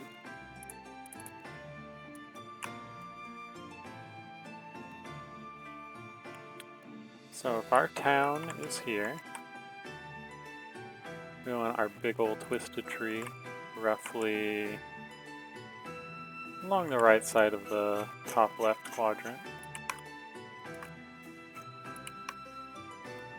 So we could do something like that guy in our grove. And I think now that we've got the giant terrain, we can make this guy way bigger.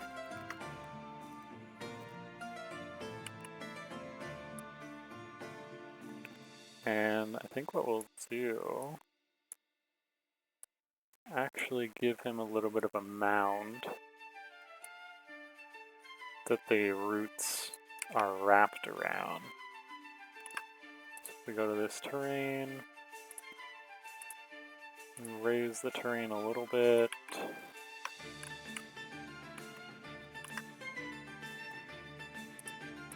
Oh, that's a good one.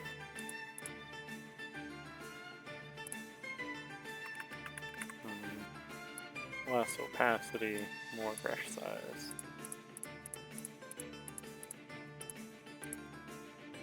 Yeah, that'll do it. So it's got kind of like the roots are so thick, it's kind of displacing the soil. Maybe we can do some exposed roots and stuff.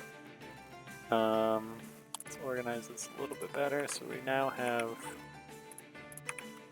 terrains, and we're gonna have like interactable objects. Let's say waters.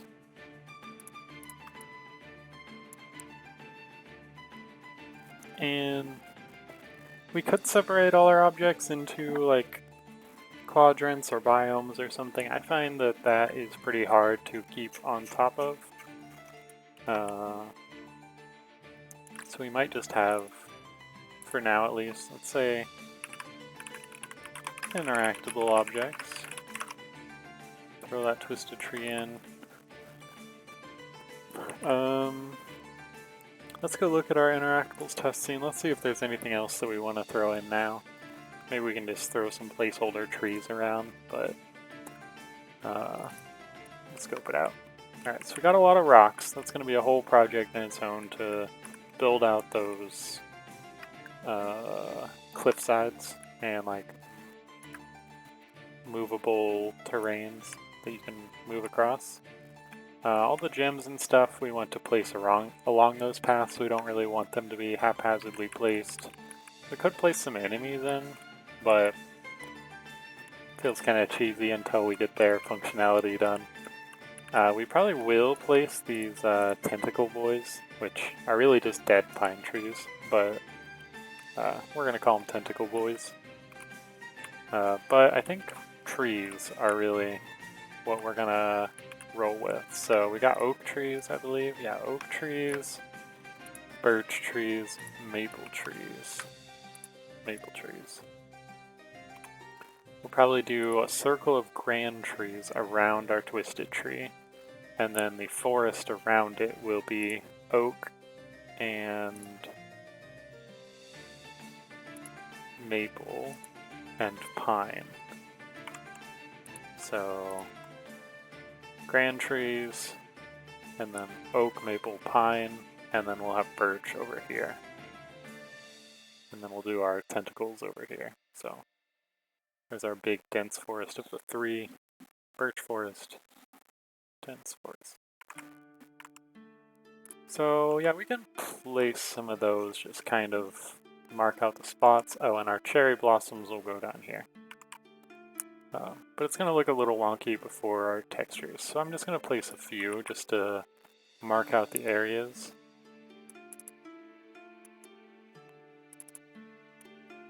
Can you see the tree from here?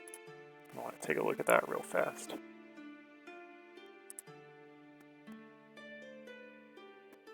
I think it could even be way bigger, to be honest.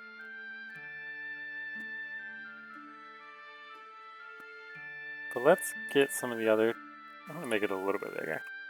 Let's get some of the other trees in, and see how much it, like, towers over them already.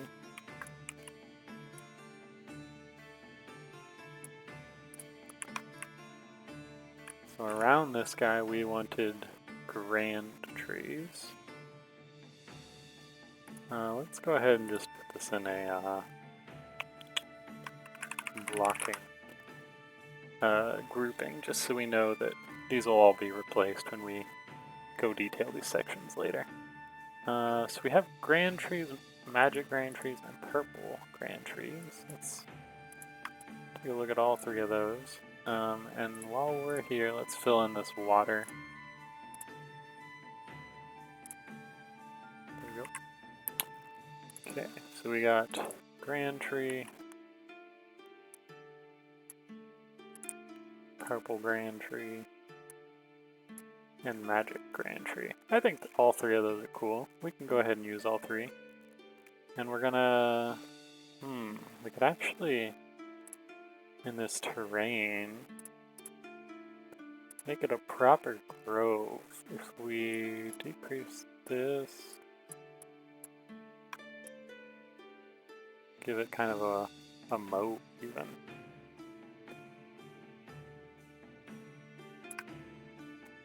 Maybe not as perfect as this, but...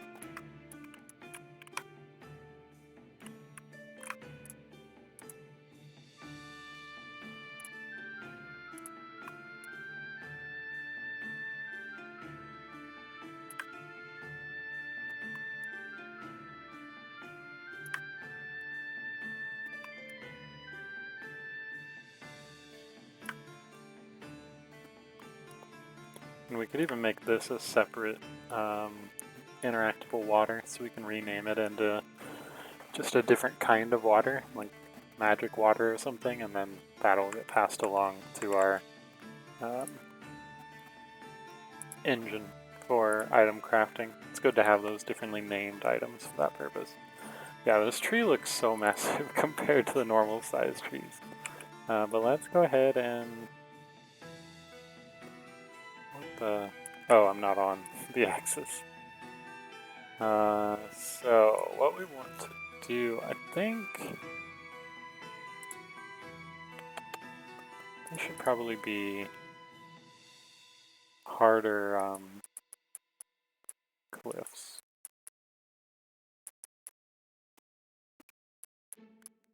And we'll build a little bridge or something. Maybe a land bridge is the right approach here. but I want to smooth this out a little bit. Just so we get a harder cliff that we can have an even ground against for all these trees to circle it.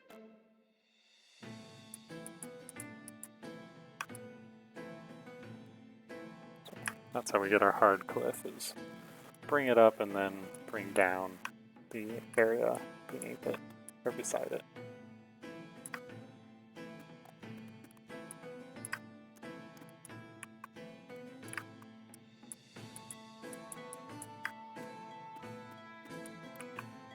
And now we can smooth the inside.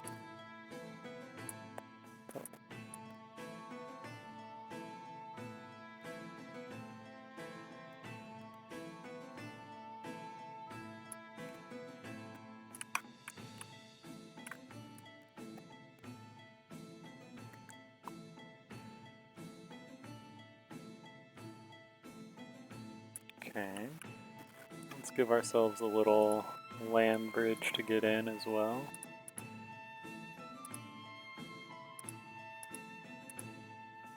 That here seems fine, and then smooth that as well.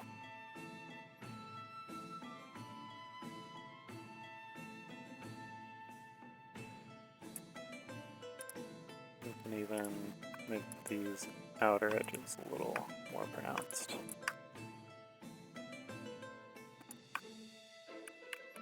Cool. So now, let's bring these guys in. Come up and live on these edges.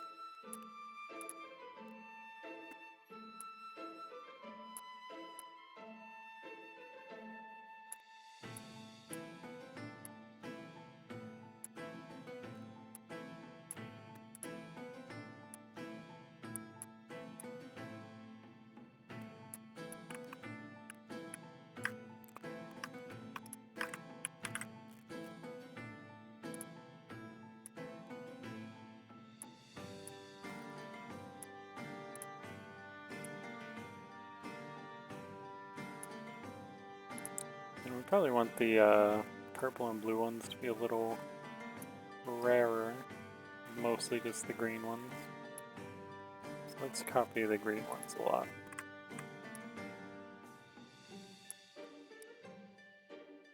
I think I'll just do this section, and then maybe I'll do all those things I mentioned that still need done off stream. And hopefully by next week we'll have a much more fleshed out world that we can be running around and doing some cool stuff in. But game's progressing real fast, which is awesome. I'm still shooting to get a Steam demo at the end of the month, but we are getting pretty close in there. But really all the systems are done, or most of the systems at least, so if we can get this world built, you'll be able to run around and harvest all these objects. These are all hooked up already to be interactable, give you items, crafting systems already in place. So we're just building that world now. All the hard stuff's done. So hopefully it'll be ready by the end of the month. We'll see.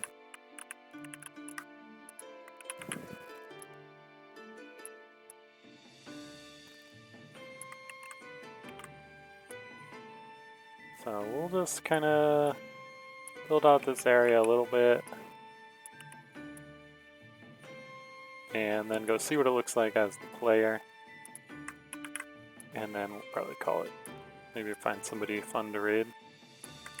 I see that several people I follow are streaming right now.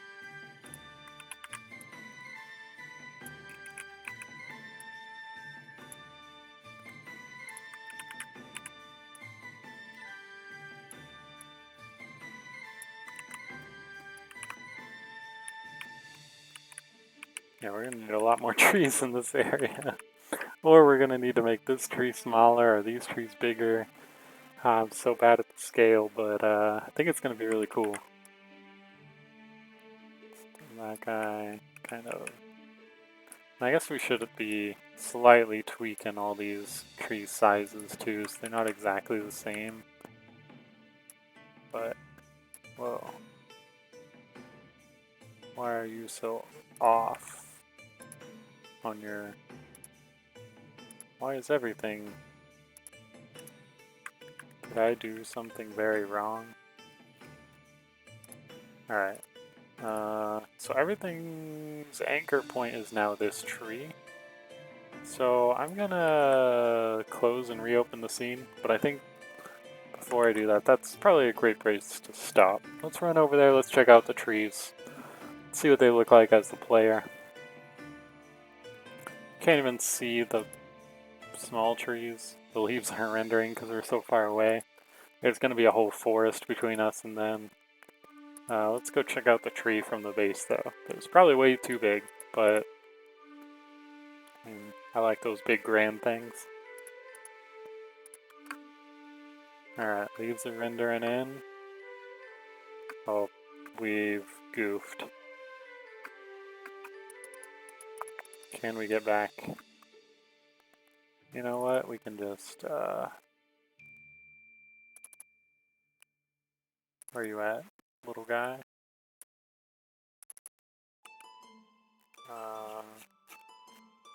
Yeah, all my anchor points are way wrong. Even the player. Yeah, so something's... I messed something up. Maybe I hit a wrong key binding or something. What we're gonna do... Let's just move this guy closer.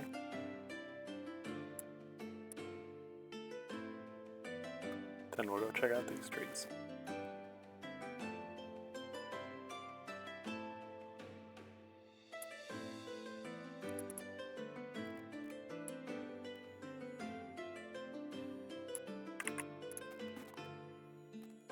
And we probably should rebake the nav mesh, but it's probably fine for here.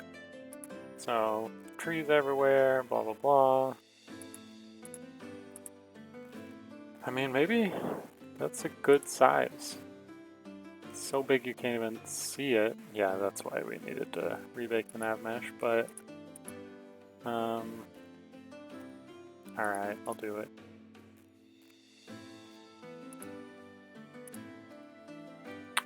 Once more we try. But maybe with the, like, when we get some variance in the tree sizes and stuff across the forest, it'll feel a lot cooler, because these trees closer to us will be very big. You'll be kind of seeing little pokes of color and whatever the heck this is through the base of the trees. We'll probably have some nice, like, ambient effects and stuff when you come in here. And then maybe we'll flatten this little area here, so that's where you'll interact with the tree. But, I mean, scaled up so well, or so big, like, the texture still looks really good, I'd say. So I think this is great. Like, when you're this close, it's fine that you can't really see all of it, but when you're far away, you can see all of it. So that's awesome. Yeah. So that's our world, I'd say. It's looking real cool. I can't wait to fill in all the objects and get the NPCs in town, and I guess build the town will be a pretty big thing to do, but I think it'll turn out really cool. So yeah, I think that's it for this week. If you are still following along, thank you for joining me. My name is Andrew. I am one of two Andrews actually at a game studio called Chroma Golem. We use AI in games to figure out new mechanics that weren't possible before this AI was around. So a lot of that in this game is the alchemy crafting systems. We've got dynamic quests. We've got a bunch of other cool stuff, and yeah, we got a lot more to show you. So thanks for tuning in. I see everyone left when I started plugging everything, but it was fun. Go check out our Discord in the description, and I'll see you guys next Tuesday at the same time. So, thank you. See ya.